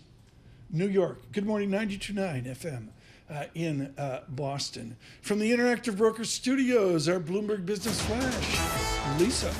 You got it. And stock slipping. Key Treasury bonds rose back above 4%, and this is after strong economic data undercut those bets on big interest rate cut from the Fed. Now, Goldman Sachs economists, they say the probability for a recession over the next year back at the long-term average of 15%. As far as economic data for today, well, we'll get an update on consumer credit. Later this week, we get the latest read on inflation with September's consumer price index. We have NASDAQ futures down 0.5%, Dow futures and S&P futures both down about 0.3%. 10-year U.S. Treasury borrowing cost topped 4% for the first time since August. We'll check in the 10-year yield 4.03%. Now up 6 basis points. A yield on the 2-year 4.02%, and that's up 9 basis points. Commodities, we'll stick with oil right now. Brent crude, $78 a barrel. We have WTI crude at $75 a barrel. Banks kicking off earnings this week. We have reports from JPMorgan Chase, Wells Fargo, BlackRock on Friday. PepsiCo out with its latest numbers. That takes place tomorrow. And all eyes on Tesla later this week for its robo-taxi event. That's a Bloomberg Business Flash. Tom and Damian. Brent crude up to $79.94 earlier this morning. Lisa Mateo, thank you so much. It is into earnings season, which is when Sam Stovall and CFRA are at their most acute. Here's a single sentence on the racket. Finally, comma, will third quarter become the 60th quarter out of the past 62 in which actual results exceed end-of-quarter estimates? Sam Stovall, how is the earnings season gamed? Is it the companies gaming it? Is it sell-side gaming it? Is it Lisa Mateo's gaming it? What is the racket of 60 out of 62 quarters? OMG, they did better than we expected. Well, good morning, Tom. Good morning, crew. I think basically management does a very good job of managing expectations. We had actually thought at the on June 30th that third quarter results would be up 8%. Now the estimate is for mid to low 3% gain. This is data coming from S&P Capital IQ consensus estimates. So really the numbers have come down quite dramatically. Right. At first, people might worry and say, oh no, what does that really imply for the market? But as my father would say, rarely do you injure yourself falling out of a basement window. So if the earnings estimates are this low to begin with, you really have only upside to go. Have you given up on double-digit earning growth? For this quarter, and there are some sectors, in particular healthcare and information technology, that are both expected to post greater than 14% year-on-year results. But there are more sectors that are expected to show slight declines than advances. Sam, the year is 2001. New York University, West Village. Marty Gruber's asset allocation class, a young Damian Sassower, was listening to you talk about sector selection and its importance in driving portfolio performance. I'd like you to talk to me in today's day and age about factor investment, low vol, momentum, quality, growth, value. These are new sort of factors that seem to be driving market performance, no? Well, I think what it's showing is that the ETF companies are coming up with strategies really to fit investor behavior. I always like to say that I learned the best about investing from Clint Eastwood when he said that a man's got to know his limitations. So by realizing that your emotions could become your portfolio's worst enemy, if you can extract your emotions by either investing in low volatility, focusing on quality, whatever the risk mitigation results are, that's the better for the investor. Damian, Clint Eastwood's a level 2 CFA. He didn't get through levels. Looking down, Sam Stovall looking down the steely barrel of a gun of these markets. Sam, seriously though, dividend and earning yields, they've fallen below treasury yields here. Talk to us about, equity bond market correlations, the 60-40, anything there that we should be keeping an eye on? Well, I think certainly right now, investors are embracing the core belief that we have a bullish bent at this point. Lower inflation, interest rates that are coming down from the Fed, potential for China stimulus, 14% earnings growth in 2025, and the reduced risk of recession. But to use the airplane metaphor that you guys were talking about earlier in the hour, I think investors now are sort of flying by their instruments because they're seeing, well, wait a minute, 10-year yields are above 4%, oil prices around $66, et cetera. So I think there is a concern that now with a uninverted yield curve, could that be pointing to some challenges ahead? If you coined a sixth star for Mag 7, I mean, what do you do with Mag 7 within the discipline of the S&P approach? Well, what you do is you look really and decide why are investors buying the Mag 7. It's really because of 2025 and 2026 earnings growth estimates. And so as a result, I think investors are basically saying, yeah, right now, maybe we do find some concern. We don't want to go dramatically above that 30 multiple. That tends to be a resistance level for this group. But we're looking at 21% earnings growth in 2025 for the S&P 500 tech sector and 17% for 2026, both of which are well above the market. What do you make of the move in energy just over the last, 3 trading days? That's some move, right? I mean, they've recovered phenomenally. And I'm just curious to hear your thoughts about some of the M&A activity we're seeing there. I mean, from a value perspective, from a dividend yield perspective, is there a place for energy in your portfolio? And is the market kind of underpositioned there? Yeah, well, I think certainly that energy is an area that looks pretty attractive, but a lot of investors are very impatient and are not willing to be buying something now that will benefit maybe a year or so down the road. Energy is the only sector right now that is actually trading at a discount to its absolute PE over the last 20 years. It's at a 16% discount. And when you look at it on a relative basis, it's at a 38% discount and it joins a majority of other sectors that are trading at double digits. Okay. So, yeah. Cut to the chase, Sam. Is it a value trap or do you climb on board? That is the $64,000 question. We right now have it underweight because our belief is that with the prospect of China being very slow, with the fact that prior to the spike that we just saw in energy, that oil prices were remaining at or below $70 a barrel, it was implying some sort of future weakness. So we are going to be putting our heads together again to discuss this weighting as of today. Sam Stovall, thank you so much. Really looking to see where earnings settle out here. Just a brilliant note. We protect the copyright of all of our guests, even when D. Sassower. Get Damian Sassower's work through Bloomberg Intelligence. Get Sam Stovall's wonderful, iconic work through CFRA. We're thrilled he could join us. A nice allusion to his father. I remember the basement window.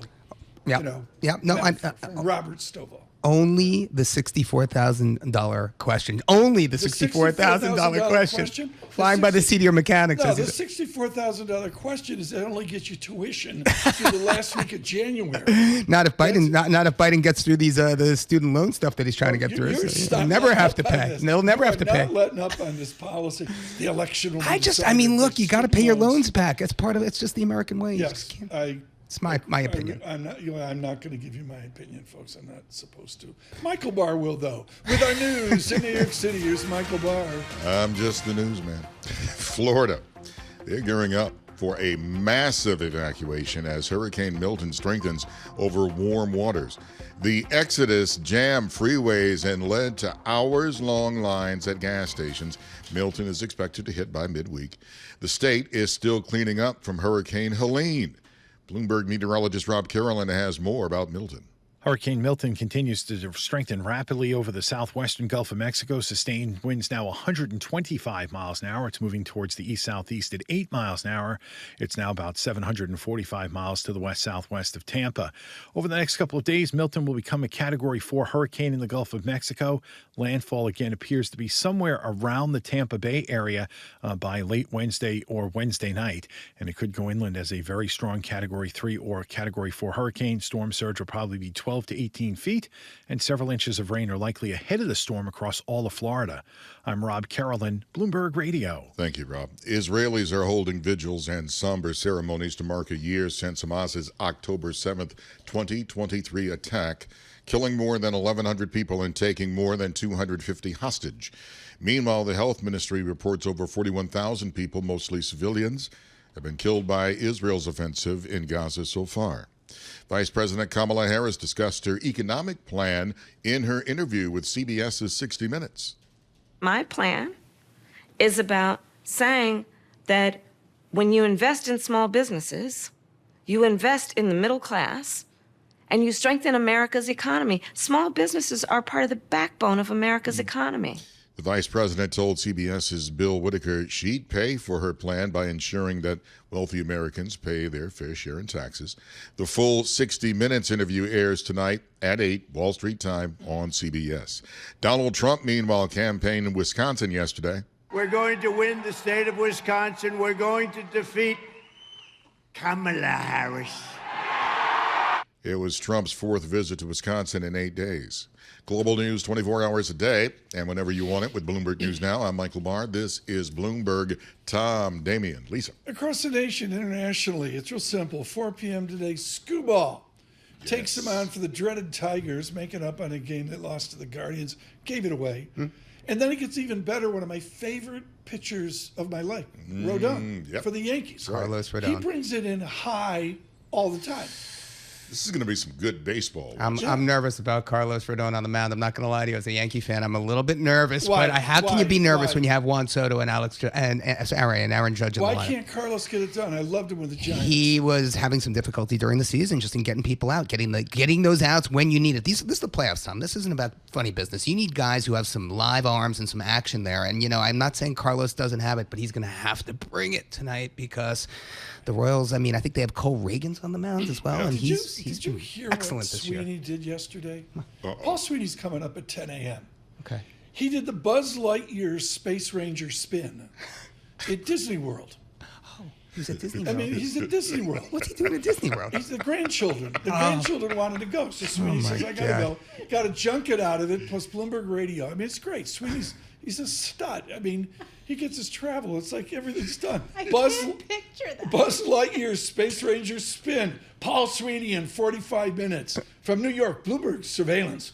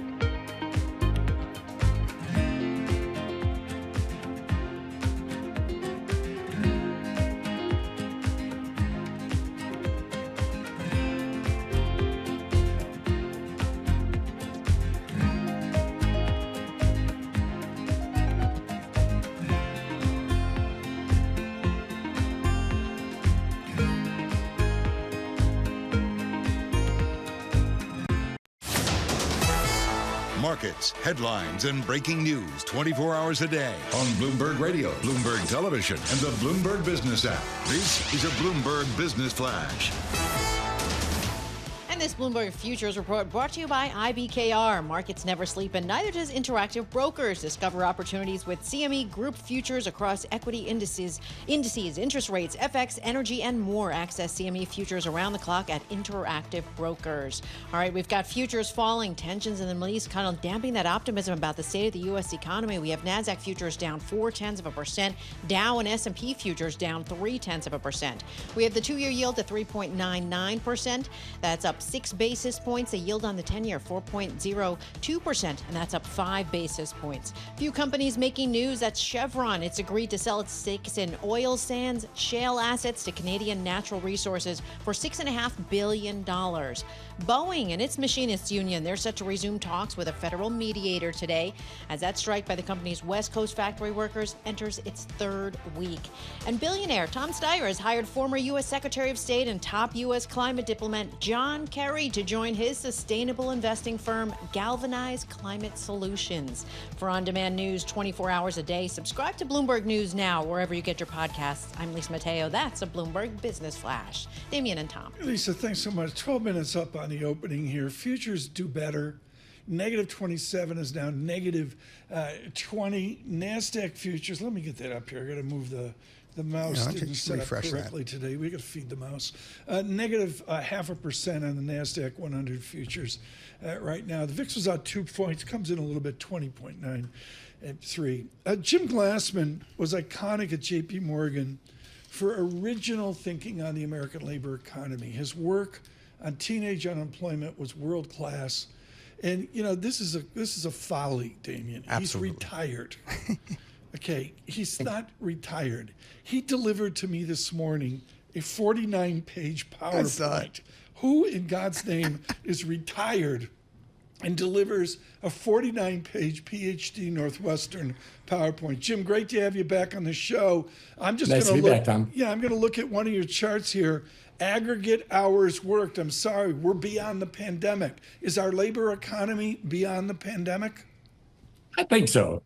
It's pretty impressive, actually, how we've roped our way out of this. And employment has been growing about 25,000 more a month than it was for the previous cycle. Probably immigration is behind all of this, but I think what these numbers show us is that we're out of the woods. We're back in the groove and doing much better than people worried with the Fed doing what they were doing. Open question. Which is the most important chart out of 49 pages for Jim Glassman? Which is the part where you go, OMG? I'll tell you, there's one. And that's the picture on how much of the pie goes to workers and the share of income that goes to workers.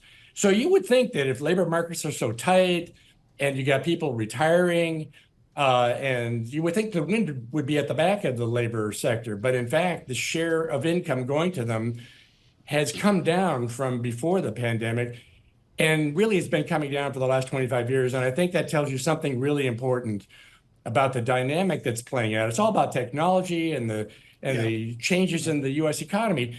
And it exposes a real weakness in the thought process in the economics community about the role of labor. We sort of came out of school with this idea that if labor markets are tight, that can be inflationary. But when you see what's going on and you think about all the changes going on in the economy, how competitive it's become, what's going on with technology, it's becoming more clear to me that we got this story backwards. It's really wages don't drive prices. It's more that prices are driving wages.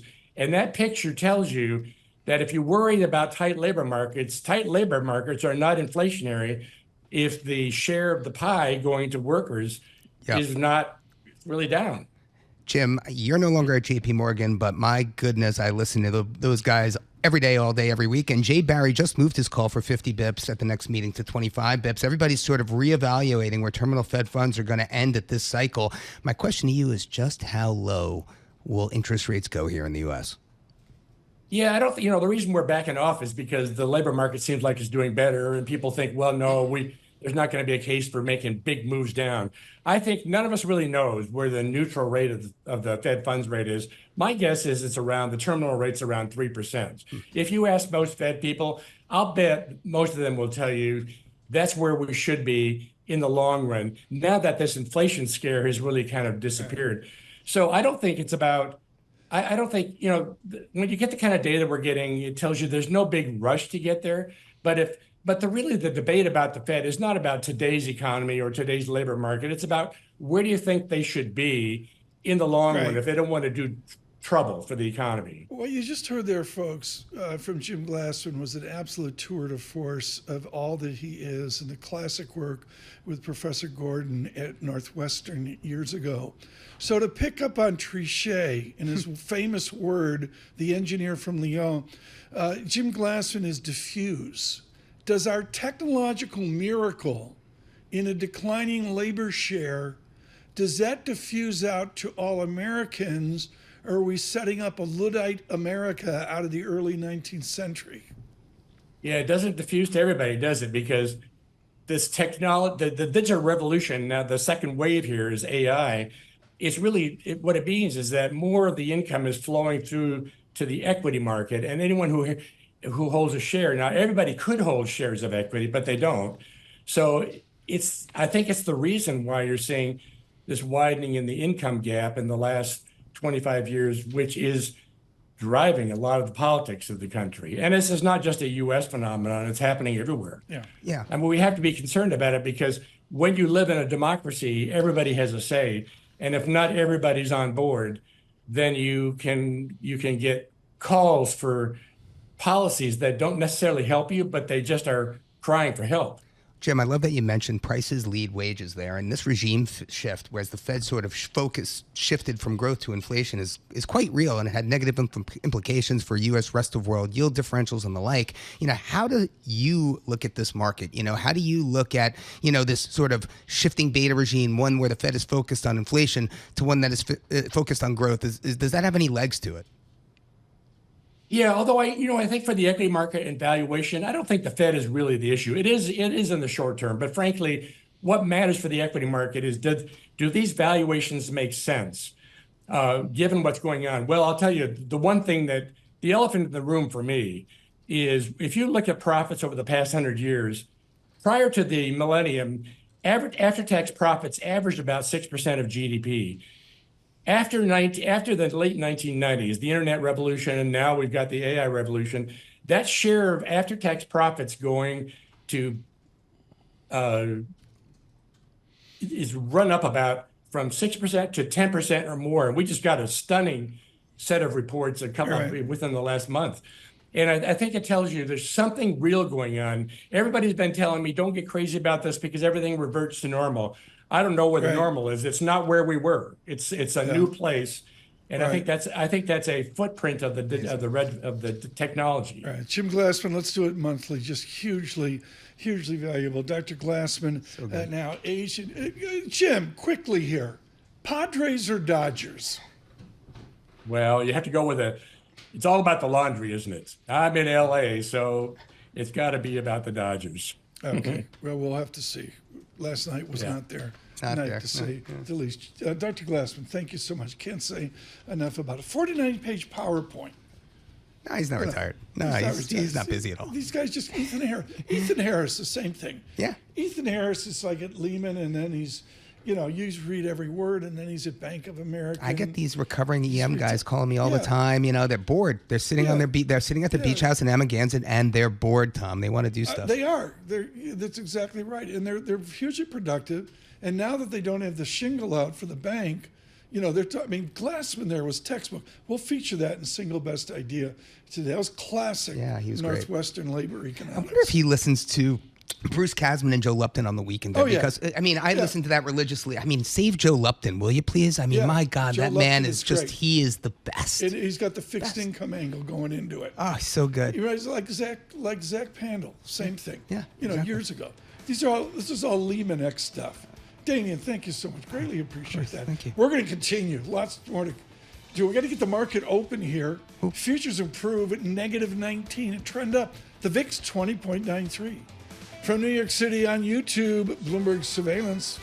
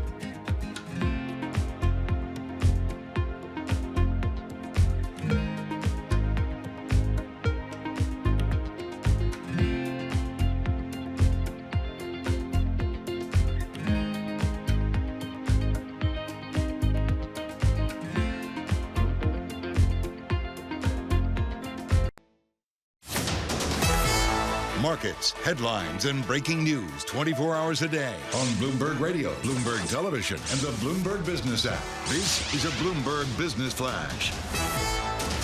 From the Bloomberg Interactive Broker Studio, I'm Lisa Mateo alongside Tom Keene and Damian Sassower with your opening bell report. So we have more economic data out this week after the monthly U.S. jobs number really blew past expectations last week. Today, it's an update on consumer credit, but the attention really turns later this week. September CPI report. Also, banks kick off earnings this week. Let's see how things kick off to start this new trading week. Let's start with the S&P 500, down 0.2%, 14 points at 5,736. We have the Dow down 0.3%, 137 points, 42,219. The Nasdaq down 0.3%, 52 points at 18,085. We'll head to the two-year yield, 3.99%. That's up 7 basis points. The yield on the 10-year, 4.02%, and that's up 5 basis points. Quick check of commodities. We have spot gold lower, $2,646 an ounce. We have Brent crude, $79 a barrel. WTI crude, $75 a barrel. As we look at currencies, the dollar weaker, Japanese yen stronger. We have the euro, British pound weaker, Bitcoin up about 0.7% at around 63,000. That is your Bloomberg opening bell report. Tom and Damian. Thanks so much, Lisa. I was out in Jackson Hole, sitting on the couch, near the grizzly bear. Nicholas from Barron's sits down. He's a great Fed reporter, does some serious work. And he says, Tom, your mother read Barron's cover to cover every Saturday. You should read Barron's every cover to cover. So I get, I got a new thing going, like Pharaoh. Abelson. I'm reading. Abelson's not in there. Alan Abelson's still not in there. But, they got some things going. And the whole thing is the gossip on what people are doing with stocks, which I really don't cover, folks. It's not like where my head is. So we got to have somebody in here, Barron's, like Joe Mazzola joins right now, head of trading and derivative strategy at Charles Schwab. Joe, I love this single line in your research note. Clients bought NVIDIA, Palantir, Intel, Google, and Microsoft. Joe Mazzola, Mag 7's not dead, is it? It's not dead, guys, but I got to tell you, one of the things that I noticed about the September report in particular was there was a divergence, and a pretty steep divergence between what we saw in the performance of the S&P 500 versus what we saw in the stacks. So they were very selective in their buying, Tom. But, we actually saw a decent amount of pullbacks from equity holders and maybe rotation in mutual funds, ETFs, and particularly into fixed income. So not the dip buying that we saw in August, which I think was a real big divergence from what we've seen before. What do you see in cash? I mean, let's close the loop here. I'm seeing charts that are showing record money market fund, but what are you seeing at Charles Schwab in our commitment to the triple leveraged all cash ETF? Well, there is some movement back into, like I said, some of the other sectors, whether it be mutual funds, ETFs, or fixed income. I think, as we get closer and closer to more Fed activity, I think that the 50 basis point cut in September probably prompted a little bit of activity back into the fixed income markets, where people might be just saying, hey, we need to hop in here now before it's too late. I think we saw that back in August, and we've seen that carry forward in September as well. So I think that is, one of the bigger carryovers that we've seen between the 2 months. But like I said, I think my biggest takeaway, and this is really kind of shocking to me, because we had seen that dip buying pretty much all the way through the last year and a half, right? Where we get some pullbacks, and there was dip buying, and there was beta along the way. Clients were really interested in taking on some of those Mag 7 names, and you mentioned some of them at the beginning, but it hasn't been broad based. It's really been concentrated into a few names. We have seen some take them off the table too in other ones. Joe, how cute is Tom Keene asking about what investors are buying? Because you and I both know it's not what matters is buying. It's selling. What are investors selling? And I'm looking at your recent statement, Tesla, AMD, Alibaba. Chinese equities have had a pretty good run here. What are your thoughts? So I use acronyms to help me remember things before I'm about to hop on. So I went with TAB for that one, right? Tesla, AMD, and Alibaba. What was interesting, particularly, let's just start with Alibaba, right? I mean, you got that huge move throughout the course of the month, and it could be one of those things to where clients had just been waiting for an opportunity to trim once they got that big pop off the Chinese stimulus move. AMD. I mean, is it just a trade, Joe? Is the Chinese is this just a trade in Chinese equities? Light positioning, light liquidity, just a move, maybe some official buying in there. I mean, what are your thoughts? I mean, are investors really willing to put their money where their mouth is when it comes to China? Well, I think part of it, Damian, is some of the short interest that had built up in a lot of those names. And once that kind of cleared off, you got that big pop. Is it cleared, Joe? But you nailed it, Joe. It was one massive Pacific Rim short cover. Is it done? Yeah. The short covering I probably will abate a bit, but my thoughts on whether or not you continue to see money move into that. What I've seen recently is really more money moving into the option space within the Asian Pacific Rim, where clients are maybe saying, as opposed to buying the equities outright, it might make better sense to maybe optimize those returns by buying call spreads or something like that. That's where we're starting to see some of that liquidity. Which is sort of like a cyclical semiconductor trade, right? Because you're betting on some of those semiconductor names out of Taiwan and South Korea. But I mean, it's interesting to me. I mean, and we have to talk about the move in energy stocks last week. I mean, maybe that as well was a bit of light positioning, right? A little bit of, liquidity, technical driven rally there. I mean, what are your thoughts on this move in energy? Any durability here?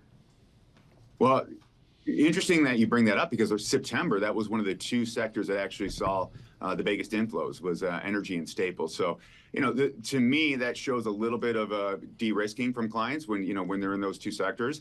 But at the same time, with that oil pop, once again, I go back to the options activity, and that's a lot of activity that I'm seeing there is people are kind of buying that upside, expecting this to continue.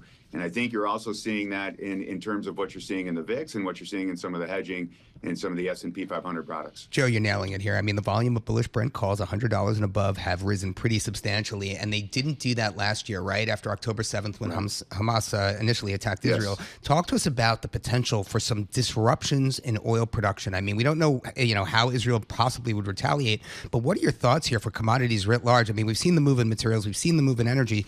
Just, is there anything more there that investors should be looking at? Well, last week we saw crude up 8%, right? So, that I think part of that was priced in. I don't think they've priced in severe disruptions at this point. That's when you start seeing, as you mentioned, Damon, those par, the 100 strike call buying up above.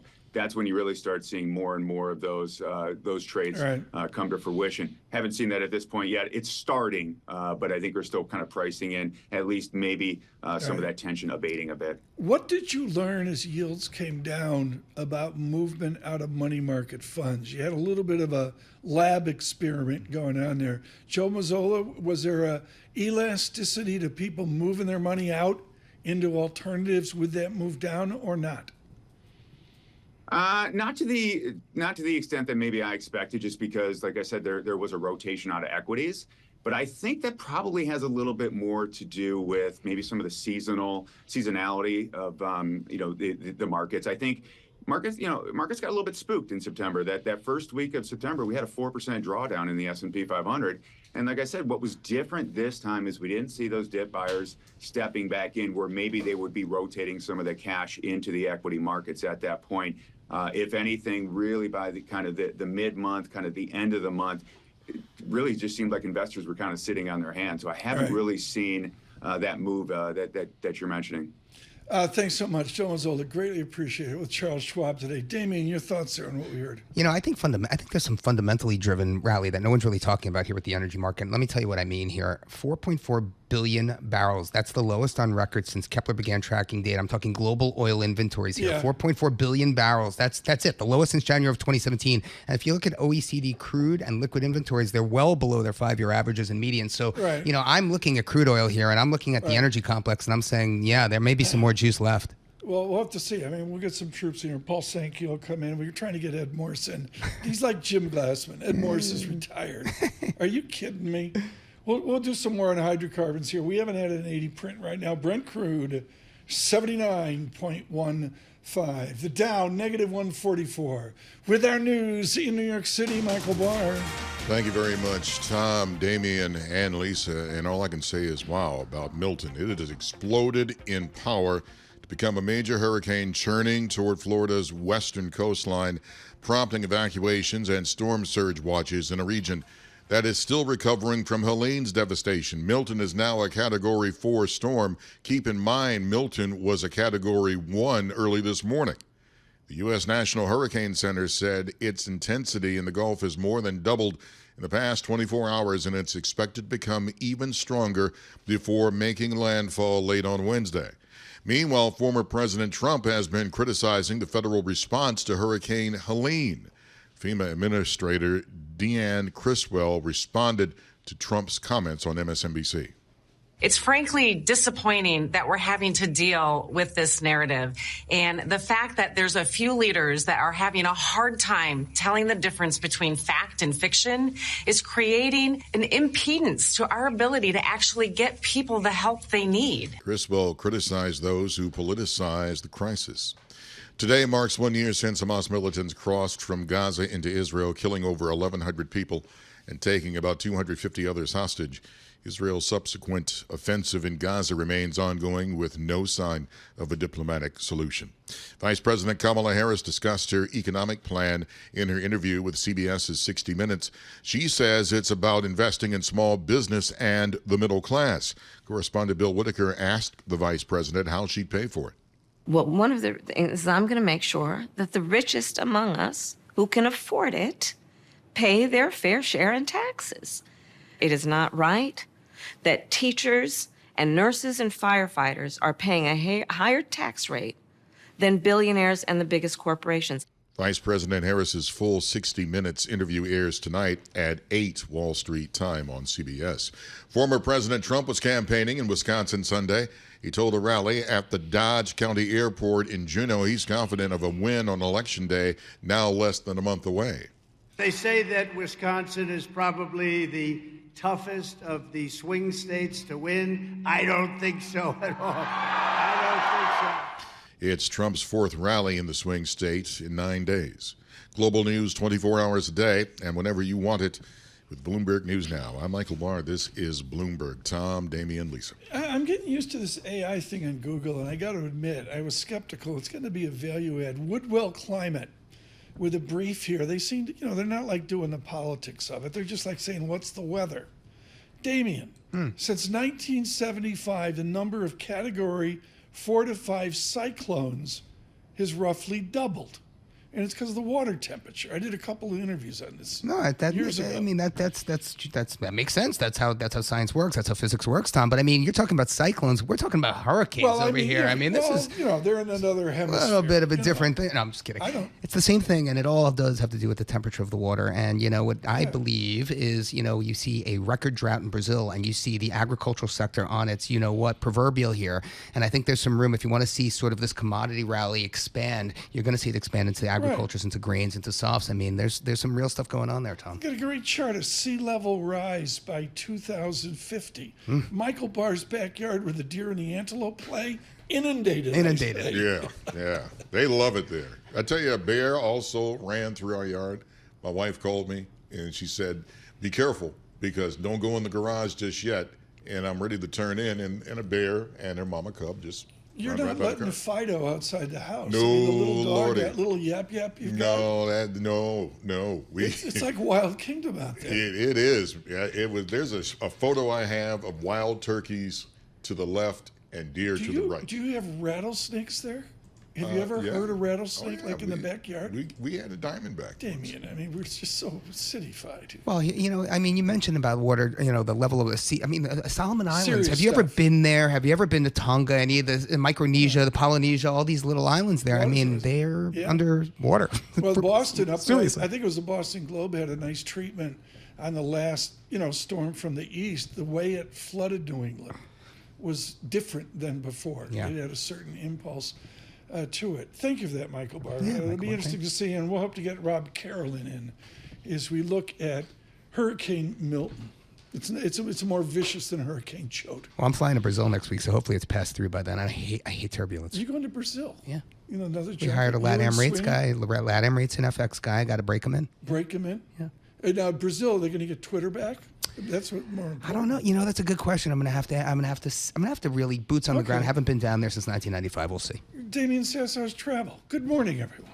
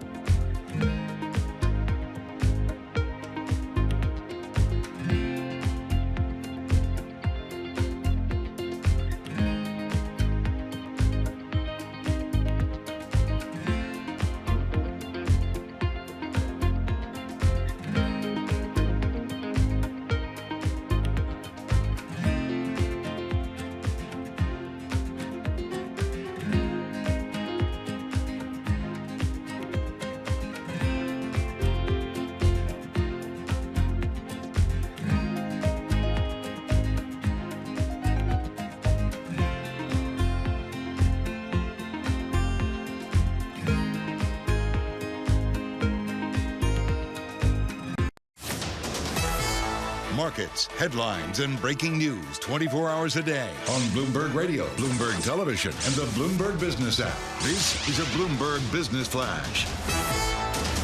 From the Bloomberg Interactive Broker Studio, I'm Lisa Mateo. Stocks slipping, key Treasury bond yields rising back above 4%. Traders kind of trimming their bets on rate cuts from the Fed. Right now, we have NASDAQ futures down 0.4% at 18,052. We have the Dow down 0.3%, 147 points at 42,205. The S&P 500 down 0.3% at 5,730. The two-year yield 3.97%. That's up 4 basis points. The 10-year yield 4.00%, and that's up about 3 basis points. To commodities, we have Brent crude 79.49 an ounce. We have a barrel. WTI crude $75 a barrel. Shares of Apple, they're lower. They're down about 0.6%. An analyst from Jefferies said the high expectations for the iPhone 16 and 17, well, they're just premature. And shares of Amazon, they're down nearly 3%. That's after a downgrade from Wells Fargo. They said the company faces multiple headwinds and that its cloud strength is just not enough. And I thought this was interesting. Switching jobs could bring a boost to your pay, but the Wall Street Journal is saying it can also put a $300,000 dent in your retirement savings. New research is from Vanguard. It shows the majority of those who change jobs, well, they forget to sign up for the 401k plan, or they just get auto-enrolled at a lower savings rate. That is your Bloomberg Business Flash. Tom and Damian. Lisa, that's important. Thanks so much. Shout out to Peter Orzag, driving the ship at Lazard right now. Peter, out of LSD, did really groundbreaking work on our shattered retirement system, and that pick up your 401k. Get the, this is just basic, folks. Get the match. It's just that simple. That's right. And start before 42 Buy some years whole life old, insurance while you're at which it. is where the chip is. Yeah, get a little life insurance as well. Your financial planning for the day. This is really important right now. Alex Steele survived at Disney World. She survived the Barnstormer. She made the height limit, 35 inches. And the Barnstormer's out there. Paul Sweeney and Alex Steele coming up. And of course, with Commonwealth supporting more than 2,000 independent financial advisors and supporting the tickets for Disney World yesterday for Paul Sweeney and Alex Steele. That must have been something. Have you been? Have I been? Of course I've been. I've been never been. You've never been to Disney I World? always get a secret. Or Disneyland. I'm sorry. What about Hershey Park? You've been to No, Hershey Park. I don't have a life. Are you kidding me? Do you want Tom Keene to go How do to you know Hershey about the Park? height? How does he know about the height situation when you want to go on a ride if he's never been? Because he's too tall to fit into a ride. My daughter was a Kit Kat. They wouldn't let her on the flume. It was a big deal. I got in a fight with them. Right. Well, we look forward. Paul Sweeney and Alex coming to you from the Commonwealth event here, Commonwealth's National Conference, that in Orlando, Florida. Look for that in 12 minutes. Right now, hugely anticipated, Terry Haynes with us with a really sharp note yesterday on the distance to November 5th. Terry Haynes, what did your note say yesterday? Give us a brief. Oh, yesterday I didn't write much about November 5th. I mean, the race is where it is. I saw Harris 60% likely to win, but with a split Congress politically, that ends up with higher fiscal, higher debt, higher deficit, probably higher taxes in 2026 and higher defense spending. Beyond that, though, what I wanted to point out for markets is that tariffs are increasingly going to get used as defense policy, and I don't think that shift is apparent to markets yet. But the warning bell really ended up being the European Union's tariffs on China, and very much similar kinds of things are coming next year. In your study at Pangea Policy, is there any efficacy to a little bit of tariffs, or is it yes or no on tariffs? Well, it's yes or no on tariffs, and it depends on, frankly, the relationship of the industry to either defense straight up or defense industrial base. But what I'd be looking at is there's a bipartisan desire, among other things, to really focus on reshoring United States businesses. You heard Vance and Walz agree on that last week. These campaigns agree on that. And they agree on it for defense purposes, frankly. So my urging to markets is basically get out of the thought process where this is about economic tit for tat somehow, and start thinking about it more as policymakers thinking about the industrial base of the United States is under attack, and they will respond accordingly. Well, let's go there, Terry. I mean, I'm going to quote you here. The new bullishness on China's post-stimulus economy ignores both the predatory intent of Chinese government economic priorities and the continued less than optimal conditions for Western businesses operating in China. Terry, I mean, has nothing changed here? I mean, we saw a rally in not only the equity market, the bond market, but the currency as well. I mean, are markets overdone here? I mean, should we really look at fundamentally nothing has changed underneath the surface here in China? Well, because I think it hasn't. You've got stimulus. You've got stimulus involved that make Chinese markets, in particular stocks, look like better bets. Fine, stipulated. But the bottom line is that there has been China flight for all kinds of fundamental reasons, and those reasons hasn't changed, and they're not going to change. And I'm a habitual reader of Xi Jinping's speeches and comments at plenums, and the strategy not only hasn't changed, they're actually doubling down on the idea that among other things, aggressive exports really help attack the economic foundations of the West. And I agree with you, Terry. I mean, a government-led economy as opposed to a private sector-led economy. I mean, I agree with you. But here's the thing. Equity markets might not, right? I mean, you have Goldman Sachs on the tape this morning saying there could be another 20% move here in Chinese equities, and who cares who it's driven by, if it's official buying or whatever. If you're an investor there, you're making 20%, currency with notwithstanding. I mean, should investors be looking at it? Should they have some exposure to it? I mean, even if only from a tactical perspective? My experience with markets, and they may, your mileage may vary, as they say, but so I asked a client once, he asked me about the short, medium, and long-term look at some policy. And I said, okay, I'm going to assume what you mean by short is today. By medium, you mean like by Wednesday. And long-term is by the end of the week or Monday, perhaps. And the guy didn't even blink and said, yes, and. So, I'm talking about maybe weeks, months. But what I'm talking about also is, the market shouldn't think that everything got reversed, because it didn't. There's a short-term bump based on particular circumstances and nothing more. And go get profits and take them by all means, but still. Right, Terry. Quickly here, Nate Cohen at the New York Times out today, really questioning methods of polls. Is there a good poll to Terry Haynes? Is there some poll we should focus on? Not particularly. I look at a bunch, and what I look at is really two things. One is likely voter polls, which now we're into registered. I preached to you and Damian and Paul all summer that registered voter polls didn't mean anything because there's a third of registered voters didn't vote the last time. So, why do we take these to the bank? But I look at likely voters, and I look at frankly, the sample size, because the larger the sample size, the better it's going to be. But understand, in closing, that pollsters in the United Kingdom in the July 4th election missed the labor percentage by 5 percentage points. So none of this in the United States should be taken to the bank. It's more than sentiment, but that's all it is. Wisdom. Terry Haynes, thank you so much. Pangea policy there. I can't say enough about whether it's the United Kingdom experience or others, Damon. I don't trust the polls. No, I mean, I like Bloomberg's 6,000 count, just as he says, legit sample size. Other than that, it's tough. And I'm going to Brazil next week. You want to talk about polling? I mean, El Globo, forget about it. And look, I mean, I take your point. It's these 7 swing states, and what's going to motivate them? And from what I'm hearing from the people who know what they're talking about, it's Roe v. Wade, Tom. I mean, it's the female vote that's going to carry the way, and who is going to carry the narrative? And that's why I think tomorrow's release of Melania's memoir might be more relevant than people give it credit for. Program note: Lisa Abramowitz in conversation with James Dimon from London. We'll do that tomorrow at 9:30 during the show. A lot of questions there, particularly, one is just basic, this endorsement thing with Mr. Dimon. Did he endorse someone or did he not? But I'm way more interested in Q3.